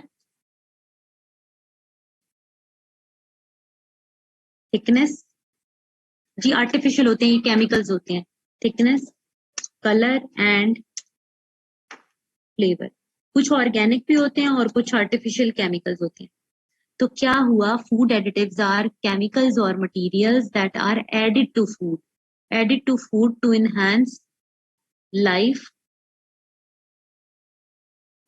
consistency, texture, thickness, colour and flavour of food. Of food लिखने की अब जरूरत नहीं है। अच्छा, आइडियली ये क्वेश्चन आपको कितने नंबर का आएगा? ये क्वेश्चन आपको आएगा 5 नंबर का। जी जी बुशरा, मैं दिखा दूंगी लास्ट में, मैं सारी स्लाइड्स दिखाकर फिर ये लेक्चर वाइंड अप करती होती हूँ। लेकिन जो मैं आपको डायग्राम वर्ड फाइल पे खोल के वहां से पढ़ाऊंगी ना, उसको दोबारा नहीं दिखा सकूंगी क्योंकि वो दोबारा आता नहीं है। टेक्सचर का मतलब होता है स्मूथ है या रफ है, ग्रेनी है, उसके अंदर कर्डल्स हैं, या स्मूथ बिल्कुल कंसिस्टेंसी है। ठीक है, कंसिस्टेंसी और टेक्सचर का मतलब यही होता है। कंसिस्टेंसी का मतलब होता है कि पानी के अंदर, जैसे आपको बताती हूँ कि हम एक दही घर में बनाते हैं। ठीक है, दही जो घर में बनाते हैं, आपने देखा होगा कि उसका जो सॉलिड पार्ट है थोड़ी देर के बाद अलग हो जाता है और उसमें लिक्विड पानी इधर उधर तैर रहा होता है। लेकिन आप जो बाजार से योगर्ट लेकर आते हैं, दही लेकर आते हैं, आपने देखा होगा उसकी कंसिस्टेंसी बिल्कुल स्मूथ होती है। ठीक है, उसमें कोई भी सॉलिड पार्ट और लिक्विड पार्ट अलग अलग घूम नहीं रहा होता, उसके अंदर फूड एडिटिव यूज हुआ हुआ होता है। तो आपको बताती हूँ कौन कौन सा यूज होता है, किस किस चीज के लिए, एग्जाम्पल भी देती हूँ। सबसे पहला फूड एडिटिव आपने क्या यूज करना है, फूड को प्रिजर्व करने के लिए प्रिजर्वेटिव्स यूज किए जाते हैं। प्रिजर्वेटिव्स, प्रिजर्व करने के लिए प्रिजर्वेटिव्स। ठीक है, फूड एडिटिव्स में सबसे पहला है प्रिजर्वेटिव्स। प्रिजर्वेटिव्स करते क्या है? फूड एडिटिव में सबसे पहला फूड एडिटिव है प्रिजर्वेटिव। प्रिजर्वेटिव्स स्लो डाउन और stop microbial growth. Preservatives slow down or stop microbial growth to enhance life of food. ये फूड की लाइफ इंक्रीज कर देते हैं। लेकिन लाइफ कैसे इंक्रीज करते हैं? क्योंकि माइक्रोबियल ग्रोथ को या तो ये कंप्लीटली स्टॉप कर देते हैं या स्लो डाउन कर देते हैं, तो आपकी जो फूड के एक्सपायर होने की डेट है वो बढ़ जाती है। Shelf life of food enhance हो जाती है, इंक्रीज हो जाती है। तो ये हो गया आपका पहला फूड एडिटिव। दूसरा फूड एडिटिव आपका है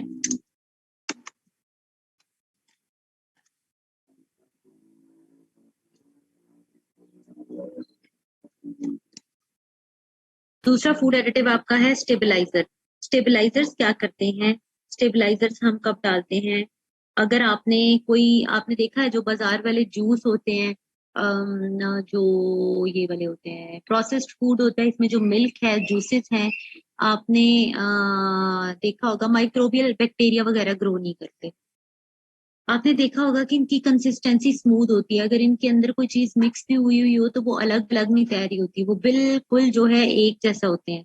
तो स्टेबलाइजर्स कंसिस्टेंसी स्मूथ करने के लिए यूज कर किए जाते हैं, या ऐसे दो लिक्विड्स को मिक्स करने के लिए जो कि आमतौर पे आपस में मिक्स नहीं होते। अगर आपने ऑयल और पानी को मिक्स करना हो तो वो नहीं मिक्स हो सकते। ठीक है, तो यहाँ पे आपने क्या करना है, यहाँ पे सॉल्ट भी प्रिजर्वेटिव है। Salt, concentrated salt solution is example of preservative. Concentrated sugar solution, oil, vinegar, ये सब प्रिजर्वेटिव है, इनके अंदर बैक्टीरिया ग्रो नहीं करते। ठीक है, अच्छा जी, स्टेबलाइजर क्या है? Stabilisers are used to mix two liquids that usually do not mix. ऐसे दो लिक्विड्स को आपस में मिक्स करने के लिए हम स्टेबलाइजर यूज करते हैं जो आम रूटीन में मिक्स नहीं होते। टू प्रिवेंट, सेकेंड फंक्शन इसका क्या होगा? To prevent sedimentation. आप स्टेबलाइजर यूज करते हैं कि पेंदे पे कोई भी चीज अलग होकर ना बैठे, सेडिमेंट्स अलग ना हो, कर्डल्स अलग ना हो, बॉटम पे अलग होके सेपरेट होके सॉलिड पार्ट अलग हो जाए और लिक्विड पार्ट अलग हो जाए। मैं अब आपको एग्जांपल देती हूँ। आप घर में कोई जूस या शेक बना के रखे ना, थोड़ी देर के बाद उसकी 2 या 3 लेयर्स बन जाती है। ठीक है, सॉलिड पार्ट नीचे बैठ जाता है, एक बीच में और एक कलर का तैर रही होती है लेयर, और उससे आगे फिर एक और ऊपर सबसे लाइट वाला पार्ट तैर रहा होता है। ठीक है, लेकिन बाजार के जो प्रोसेस्ड फूड होता है या जो ये वाला प्रोसेस्ड जूसेस होते हैं, लिक्विड्स होते हैं, योगर्ट होते हैं, आपने देखा है उनकी कंसिस्टेंसी स्मूथ रहती है, उनमें कोई भी चीज एक दूसरे से अलग ही नहीं हो पाती, एज इट इज रहता है।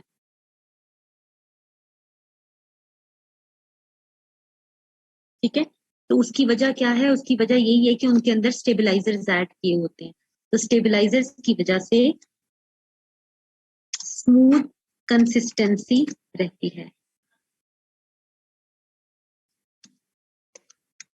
Consistency remains smooth.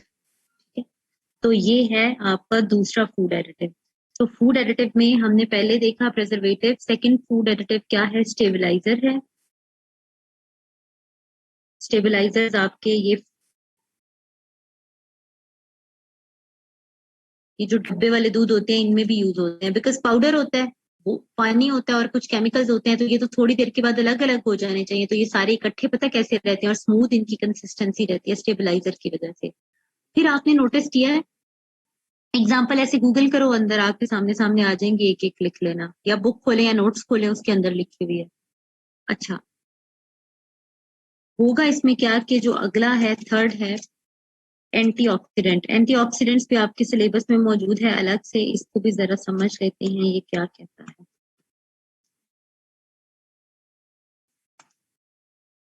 अब आपने नोटिस किया है कि हमारे जो बेकरी आइटम्स होते हैं या ये फ्राइड आइटम्स होते हैं, जैसे कि ये चिप्स है, लेज है, ये वाले जितने भी क्रैकर्स होते हैं, बिस्किट्स हैं, केक्स हैं, पेस्ट्रीज हैं, अ, ये वाली सारी की सारी चीजों के अंदर डेंजरस हैं उरूज, क्योंकि केमिकल्स हैं।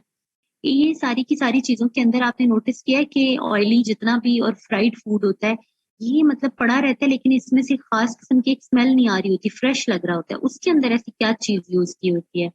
क्योंकि आपके जो ऑयल्स और फैट्स होते हैं ना, ये हाइड्रोकार्बन होते हैं। जैसे ही आप इनको ओपन एयर में रखते हैं, इनके अंदर ऑक्सीजन मिक्स होती है, तो ये ऑक्सीडाइज हो जाते हैं। ऑक्सीडाइज हो जाते हैं तो एयर और इसका जो सॉरी ऑयल और फैट होता है ना, इसका जो स्ट्रक्चर है वो खराब हो जाता है और इसमें एक मखसूस किस्म की स्मेल पैदा हो जाती है। सो एंटीऑक्सीडेंट्स क्या करते हैं? Antioxidants prevent oxidation of fried, fried नहीं, फ्राइड और ऑयली फूड। अब आप लेस का पैकेट खोलते हैं, ठीक है, लेस का पैकेट खोलते हैं, उसके अंदर स्टेबलाइज सॉरी एंटीऑक्सीडेंट डाला हुआ होता है और उसको उसको पैक किया हुआ होता है।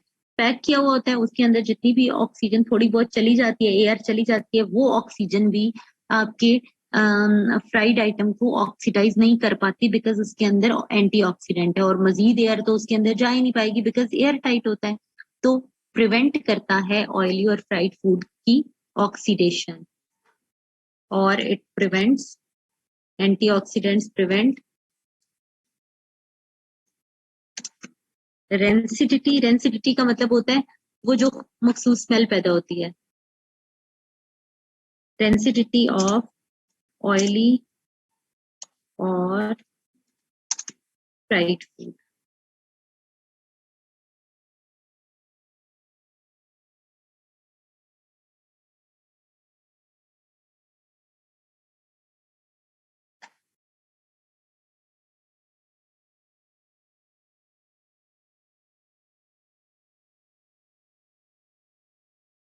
आपका दिमाग ठीक है? आमना लेस 2 दिन तक ठीक रहता है, उसको बंद करके रखें, पैकेट बंद हो तो वो महीने, 6 मंथ और 1 ईयर की उसकी जो है वो एक्सपायरी डेट होती है।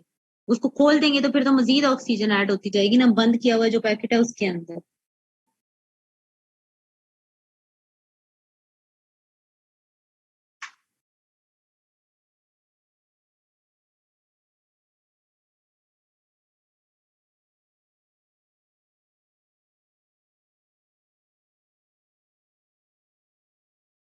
जब आप उसको बंद कर देते हैं ना, मजीद ऑक्सीजन न जाने दें, उसके अंदर एंटीऑक्सीडेंट्स ऐड होते हैं। तो प्रिजर्वेटिव्स ने माइक्रो ऑर्गेनिजम्स, बैक्टीरिया वगैरह ग्रो नहीं करने दिए, ठीक है। उसके बाद स्टेबलाइजर्स ने उनकी कंसिस्टेंसी स्मूथ रखी है और बिल्कुल जो है उसके कर्डल्स नहीं बनने दिए, उसकी सेडिमेंटेशन नहीं होने दी, पानी अलग सॉलिड पार्ट अलग नहीं होने दिया, स्मूथ कंसिस्टेंसी रखी है।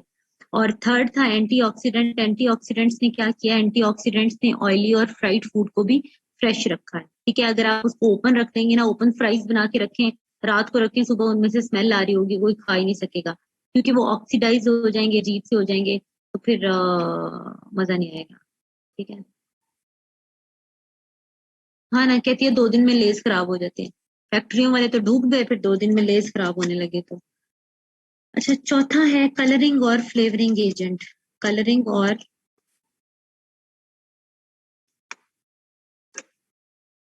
पहले थिकनिंग एजेंट कर लेते हैं। आसान सा टॉपिक था जिसपे आप हमें ही जोर लगा रहे हैं। थिकनिंग एजेंट क्या है? थिकनिंग एजेंट जैसे कॉर्नफ्लोर होता है, जैसे बहुत सारे केमिकल्स होते हैं इसी तरह के, वो फूड की कंसिस्टेंसी और टेक्सचर उसका थिक करने के लिए यूज किए जाते हैं। Thickening agents are used to enhance thickness of food. ये थिकनेस इंक्रीज करते हैं। जैसे कॉर्नफ्लोर ऐड कर दिया जाता है, इसी तरह टोमेटो केचप वगैरह बनाना हो तो थोड़े से टमाटर डाले, ज्यादा सा पानी, टोमेटो एसेंस, केमिकल डाला, रेड कलर डाला, स्पाइसेस डाले और थिकनिंग एजेंट डाल दिया, तो उसमें टोमेटोज जो हैं वो बहुत कम होते हैं। ठीक है। Thickening agent are use to enhance thickness of food.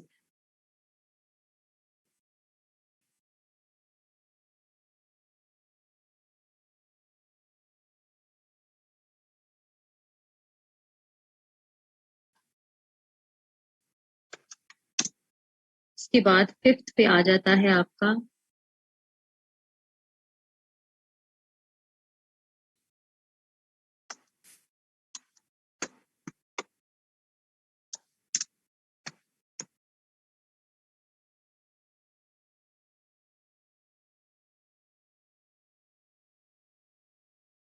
जी जी ऐसा ही होता है, आप सही कह रहे हैं मलिक कासिम यूसुफ सही।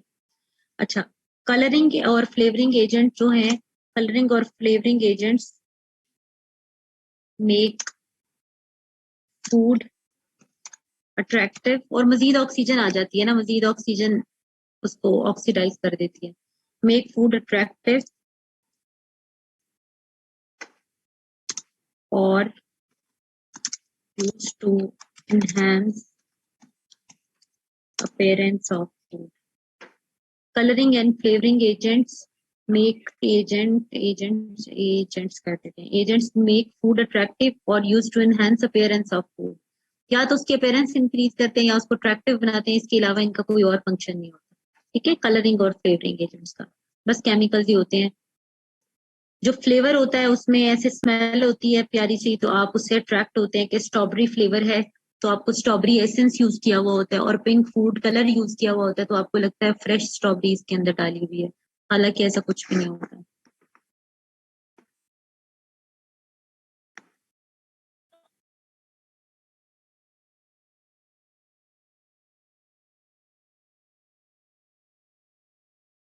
प्रिजर्वेटिव्स जो हैं वो प्रिजर्व करते हैं फूड को, और माइक्रो ऑर्गेनिजम्स को ग्रो नहीं करने देते, बैक्टीरिया को ग्रो नहीं करने देते, इसलिए वो प्रिजर्व करते हैं, नाम से ही जाहिर है। तो आपने फूड एडिटिव्स भी पढ़ लिया।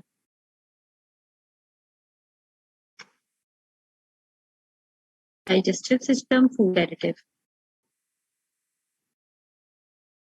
ये आप लोगों के कैमरा से, यार आप लोगों के हमने इधर रिश्ते नहीं लेने होते, कैमरे ना ऑन किया करें। तो दूसरी बात यह है कि कैमरा ऑन जब आप करते हैं तो स्क्रीन डिस्टर्ब हो जाती है, जो लोग देख रहे होते हैं और नोट्स बना रहे होते हैं।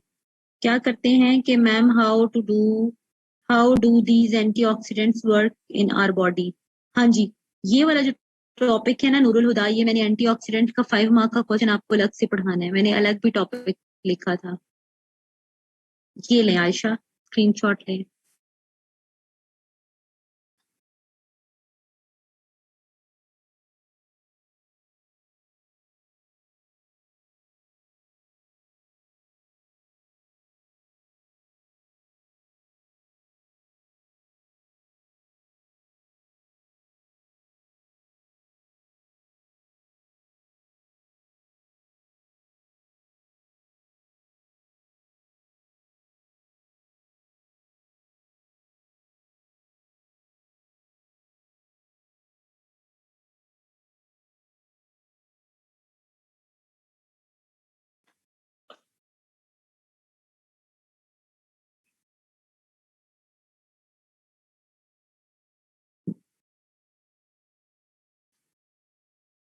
जी जी, विटामिन ई, सी और विटामिन ए, ये तीनों एंटीऑक्सीडेंट्स के तौर पे यूज होते हैं। ठीक है।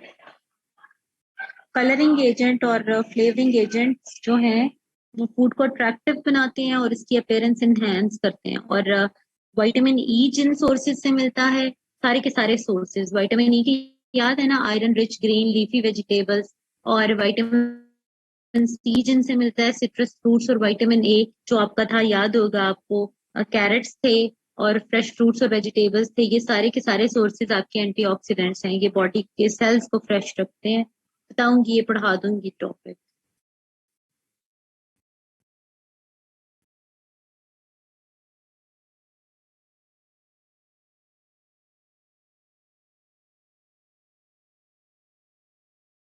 जी सादिया, ऐसा ही होगा।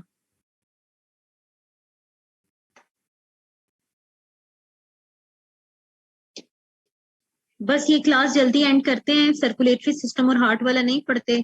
तो ये लोग कह रहे हैं, मैंने उनसे वादा किया था कि 12 बजे से पहले खत्म कर दूंगी, क्योंकि 12 बजे आपकी 27वीं रात स्टार्ट हो जाती है। तो वो फिर ठीक है। जी जी जी, इट्स होली नाइट रबिया, मैंने ऑलरेडी आपको कह तो दिया है।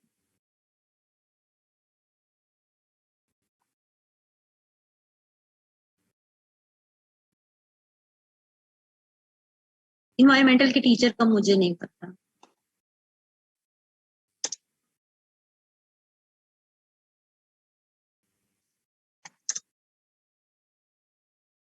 Food spoilage.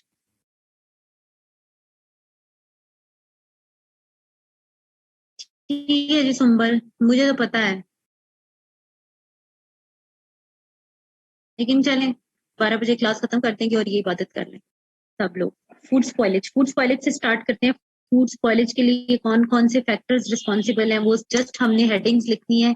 5 या 10 मिनट लगेंगे, जरा सब्र करें। अच्छा जी। सबसे पहला वाला जो है फैक्टर, जो फूड को स्पॉइल करने में सबसे इम्पोर्टेंट रोल प्ले करता है, दैट इज टेम्परेचर। आप गर्म जगह पे फूड रख के भूल जाए ना, उसको फ्रिज में ना रखें, खराब हो जाए। ठीक हो गया। उसके बाद मॉइस्चर। अगर किसी फूड के अंदर मॉइस्चर मौजूद हो तो वो फूड भी खराब हो जाता है। जैसे फ्रूट्स खराब हो जाते हैं, सब्जियां खराब हो जाती हैं, उनके अंदर वाटर कंटेंट मौजूद होता है, मॉइस्चर मौजूद होता है। तो टेम्परेचर और मॉइस्चर, जिसमें टेम्परेचर सबसे पहली चीज है। अगर आपका टेम्परेचर सही नहीं है तो भी फूड खराब होगा, बिकॉज उसके अंदर माइक्रो ऑर्गेनिजम्स ग्रो कर जाएंगे। मॉइस्चर मौजूद है, मॉइस्चर की स्पेलिंग सही कर लेते हैं। Moisture, because moisture, water is, where there is water there is life. तो लाइफ का मतलब यही है कि जहाँ पे पानी मौजूद होगा वहां पे माइक्रो ऑर्गेनिजम्स जल्दी से ग्रो कर जाएंगे। थर्ड, टेम्परेचर है, मॉइस्चर है, पीएच। पीएच अगर फूड की चेंज हो जाए ना तो भी फूड खराब होता है। अगर फूड खट्टा हो जाए तो समझ आए एसिडिक हो गई है इसकी पीएच, सॉर टेस्ट हो जाता है। और अगर फूड की पीएच जो है वो, फूड की पीएच बेसिक हो गई है ना, तो वैसे स्लाइमी सा हो जाता है, ऐसे लिक्विड लिक्विड। ठीक है। तो पीएच भी चेंज नहीं होनी चाहिए, ज्यादा मॉइस्चर भी नहीं होना चाहिए, टेम्परेचर भी उसका मेंटेन्ड रहना चाहिए। इसके लिए अब काउंटर जो भी स्ट्रेटजीज होंगी अभी सामने इसके लिखते हैं। फिर फोर्थ है, इसके अंदर एलजी ग्रो कर जाए, एल्गल, फंजाई ग्रो कर जाए, फंगल, एंड माइक्रो ऑर्गेनिजम्स किसी भी किस्म के ग्रो कर जाएं तो माइक्रोबियल ग्रोथ की वजह से भी फूड खराब हो जाता है। ठीक है। एल्गल, फंगल और माइक्रोबियल ग्रोथ भी फूड को खराब कर देती है। एलजी फंजाई वगैरह फूड के ऊपर ग्रो करके वो खराब हो जाती है ना।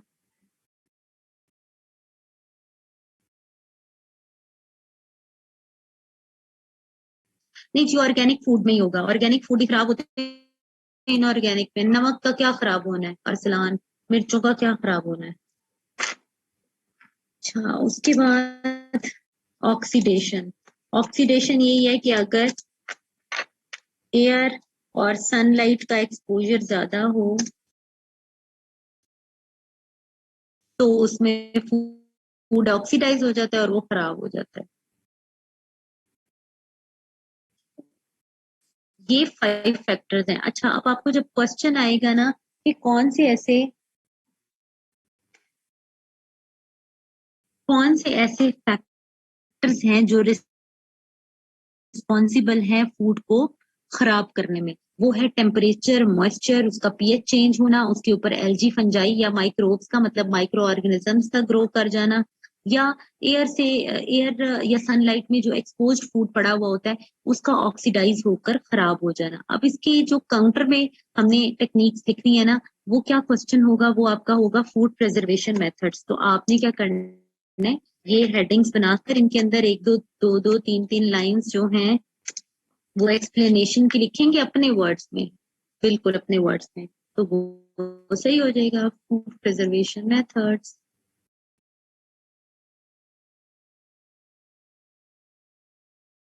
अच्छे बच्चे बन के पढ़ा करो प्लीज, अल्लाह का वास्ता है, मैं आपको सही सही सारा कुछ पढ़ाऊंगी, समझाऊंगी भी, बस ऐसे इरिटेट ना किया करें।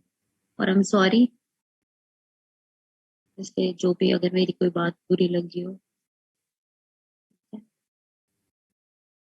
अच्छा, फूड स्पॉइलेज के आगे मेरे से मेरी किस्मत खराब कि मैं इसके आगे ये लिखना भूल गई, डिटीरियोरेशन। फूड डिटीरियोरेशन कल बोला था, आज लिखना भूल गई। ये एक ही बात होती है, एक ही टॉपिक है, ठीक है। फूड डिटीरियोरेशन या food spoilage food preservation methods में स्टार्ट होते हैं। यार सबसे पहले आपने टेम्परेचर को मेंटेन करना है ना, तो सबसे पहली टेक्निक है रेफ्रिजरेशन। रेफ्री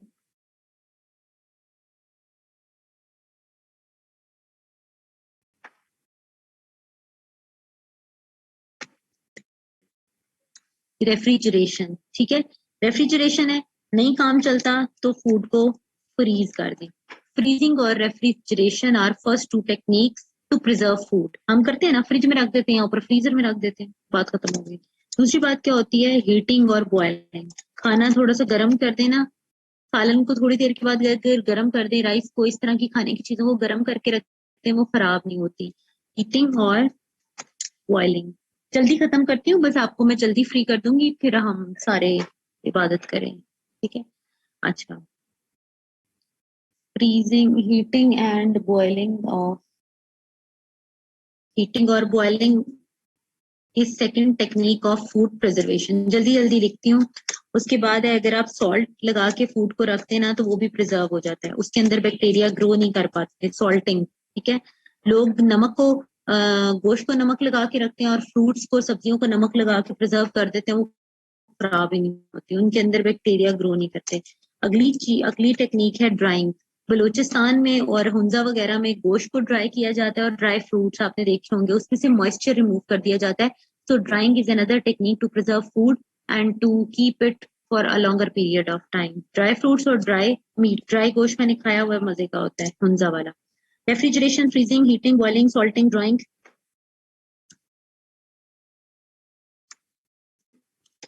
शुगर सिरप्स में डिप कर दें, वो नहीं होता सेब का मुरब्बा, गाजर का मुरब्बा, तो कॉन्सेंट्रेटेड शुगर सोल्यूशन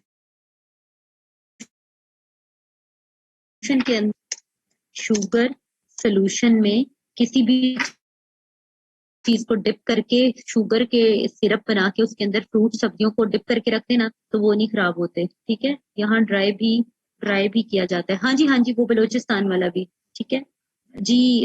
एसर अपना नाम तो ठीक करें, यही नाम है शायद, यही हो। अच्छा जी, वो आई नो बलूचिस्तान में और इधर हुंजा गिलगित वगैरह, ठीक है। अच्छा, हीटिंग और बॉइलिंग कर लिया आपने, ये भी कर लिया। उसके बाद पिकलिंग। अच्छा, पिकलिंग के लिए सिर्फ और सिर्फ सॉल्ट यूज नहीं होगा, या तो आप सॉल्ट यूज करेंगे या आप विनेगर यूज करेंगे, विनेगर की शायद स्पेलिंग ठीक ना हो, या आप ऑयल यूज करेंगे। सो अगर आप ऑयल में डिप कर दें, सॉल्ट में डिप कर दें या विनेगर में डिप कर दें, तो उसको, जैसे पिकलिंग का मतलब होता है अचार बन जाना। इससे नीरज, ओ, फिर तो मैं अच्छा कि आपने पूरा नाम बता दिया। अच्छा, refrigeration, heating, salting, drawing, sugar syrup में डिप करना, पिकलिंग करना। अच्छा, एक और टेक्निक है पेस्चराइजेशन, अभी यहाँ किसी ने पूछी, मैं वो भी पढ़ा देती हूँ। पेस्चराइजेशन, पेस्चराइजेशन एक ऐसी टेक्निक है, बॉइलिंग इज नॉट पेस्चराइजेशन। फिजा मैं आपको सही करती हूँ अभी। पेस्चराइजेशन एक ऐसी टेक्निक है जिसके अंदर आप फूड को, ये जो आपका डब्बे वाला दूध होता है ना, जिसको आपने दो मतलब साल साल के लिए प्रिजर्व करना होता है, इसके प्रिजर्व करने का तरीका कार ये होता है कि एक ट्यूब्स होती हैं जिसके अंदर से बिल्कुल एयर रिमूव कर दी जाती है, मिल्क उसके अंदर एंटर किया जाता है और फिर मिल्क को वेरी हाई टेम्परेचर पे और थोड़े टाइम के बाद, कोई 5 सेकेंड्स के बाद उसको या 20 सेकेंड्स के बाद वेरी लो टेम्परेचर पे उस पाइप में से गुजारा जाता है। अब पाइप के अंदर वो एयर टाइट है, उसके अंदर नए माइक्रो ऑर्गेनिजम्स तो ऐड नहीं हो सकते।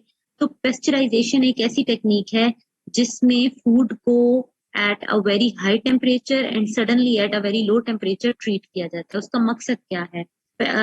जब आप बहुत हाई टेम्परेचर पे फूड को ट्रीट करते हैं ना, तो उसके अंदर वो वाले माइक्रो ऑर्गेनिजम्स जो हाई टेम्परेचर पे सस्टेन नहीं कर पाते वो मर जाते हैं और उसके बाद आप फौरन उसको वेरी लो टेम्परेचर पे ट्रीट करते हैं, तो जो लो टेम्परेचर पे सस्टेन नहीं कर पाते वो भी मर जाते हैं। तो ये एक ऐसी टेक्निक है जिसमें हाई और लो टेम्परेचर, क्या मेरा हाई और low temperature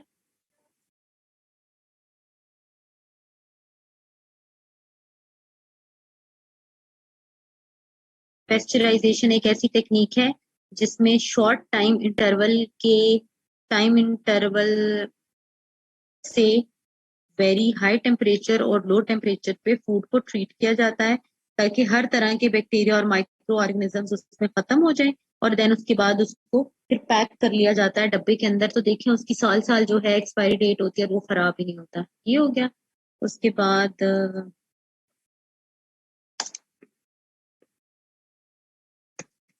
food preservatives add कर देना, एंटीऑक्सीडेंट्स ऐड कर देना। एंटीऑक्सीडेंट्स ऐड कर दें तो एयर एक्सपोजर से वो खराब नहीं होते। प्रिजर्वेटिव्स ऐड कर दें तो उसमें माइक्रो ऑर्गेनिजम्स ग्रो नहीं कर पाते। ठीक है, माइक्रो ऑर्गेनिजम्स नहीं ग्रो कर पाते। प्रिजर्वेटिव्स अगर ऐड करते हैं आप तो शुगर केन से शुगर प्रोड्यूस करने के लिए भी पेस्चराइजेशन को यूज किया जाता है। ये नहीं मुझे पता। अरसलान एक्सप्लेन करें, मैंने कभी पढ़ा ही नहीं है ये क्या होता है। अच्छा, एंटीऑक्सीडेंट्स भी हो गए और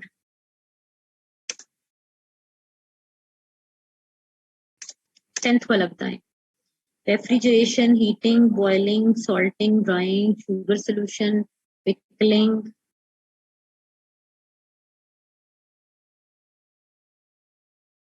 नहीं नहीं, पेस्चराइजेशन नहीं, वो आपने कोई और ही सवाल कर लिया है। मतलब आपने किसी और चीज को किसी और चीज से कंफ्यूज कर दिया है। हाँ जी, केनिंग, थैंक यू हमना, ये मैं हर दफे भूल जाती हूँ। लाइट और एयर एक्सपोजर से मजीद बचाने के लिए केनिंग की केन्स में और एयर टाइट जार्स में उनको पैक किया जाता है। So canning is another technique which is use to preserve food. So अब आपने नोटिस किया कि कभी हम 10 पॉइंट्स लिख के क्वेश्चन को सॉल्व करेंगे और कभी हम 5 हेडिंग्स लिखकर क्वेश्चन को सॉल्व करेंगे। जब 5 हेडिंग्स लिखेंगे तो उसके अंदर दो दो तीन तीन लाइन एक्सप्लेनेशन की लिख देना, कहानी डालनी होती है और कुछ भी नहीं होता इस तरह के क्वेश्चन में। और जब ये 10 पॉइंट्स लिखे हैं तो जस्ट आपने जल्दी जल्दी जो है एक एक लाइन में इसको एक्सप्लेन करना है। भाई गर्म करना है, चीज को फ्रीजर में रखना है, हीट करना है, बॉईल करना है, नमक लगा दें, ड्राई कर दें, पानी नहीं होगा, मॉइस्चर नहीं होगा तो फूड खराब नहीं होगा। Sugar, concentrated sugar solution, salt, vinegar, oil में उसको डिप कर दें तो उसके अंदर माइक्रो ऑर्गेनिजम्स ग्रो नहीं करेंगे, ये भी प्रिजर्वेटिव्स ही हैं। ठीक है, पेस्चराइजेशन की टेक्निक कर दें, गर्म भी कर दें, एक्सट्रीमली गर्म करके एक्सट्रीमली ठंडा कर दें, सारा कुछ ही मर जाएगा। ठीक है, एंटीऑक्सीडेंट्स और प्रिजर्वेटिव्स ऐड करें और केन्स में एयर टाइट कंटेनर्स में कर दें पैक तो खत्म हो जाएगा। ठीक है, that's it, that's all for today और see you tomorrow in next class. जी जी, अनिका, एक एक एग्जाम्पल अगर आप ऐड कर लेना तो बहुत ज्यादा अच्छा हो जाएगा। आप एक एक एग्जाम्पल साथ साथ ऐड कर लेना, ठीक है, तो मजेदार हो जाएगा काम।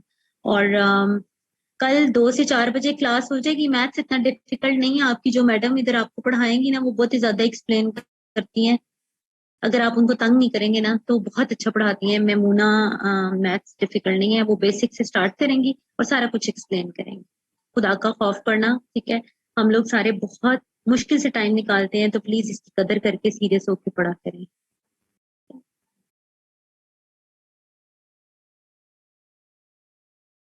अच्छा जी, कल जो है आपकी एक क्लास शायद मॉर्निंग में भी हो।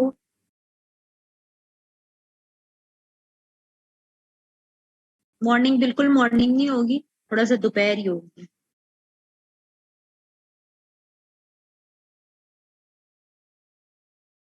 ये आपको जो टॉपिक्स पढ़ाए हैं वो आप पढ़ लीजिएगा, देख लें।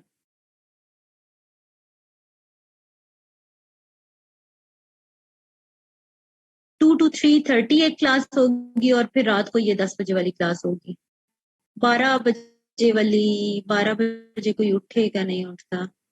एक क्वेश्चन जो है वो 1.5 पेजेस का होना चाहिए, ठीक है।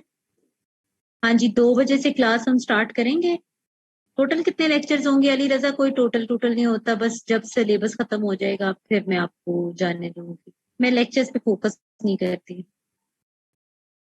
हाँ ना आते वो, मैं I am really very sorry, मैं भी बस पता नहीं क्यों मूड मेरा ऑफ हो गया, होना नहीं होता।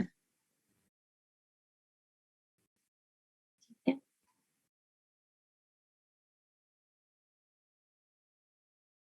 कैलकुलेटरी सिस्टम पढ़ाया ही नहीं है अकरम। 2 बजे 12 बजे ये कर लें वो कर लें, इट्स ओके कोई बात नहीं है, एज पर योर कन्वीनियंस, बस 2 बजे करेंगे हम। फोन करें आप लोग, देख लें स्लाइड्स देख लीजिएगा।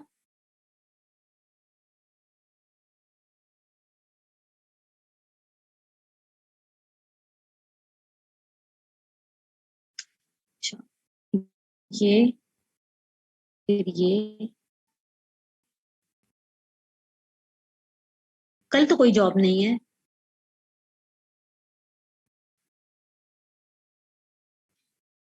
फिर ये है।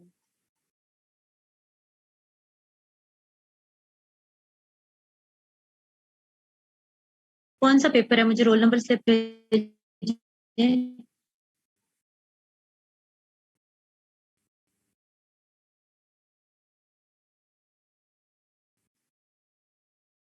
ठीक है, सबकी छुट्टियां हैं आजकल, कोई पेपर नहीं है भाई, कौन सा जमाना है। जॉब है ऑनलाइन, तो बस ऑनलाइन जॉब को ऑनलाइन कर लीजिएगा।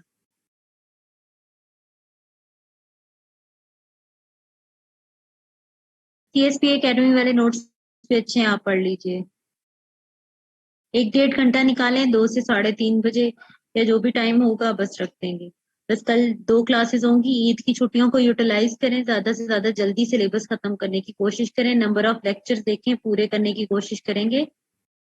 ठीक है, ओके, टेक केयर। ईद से पहले पहले अगर आपकी बायो कंप्लीट हो जाए तो बहुत ही बेहतर होगा।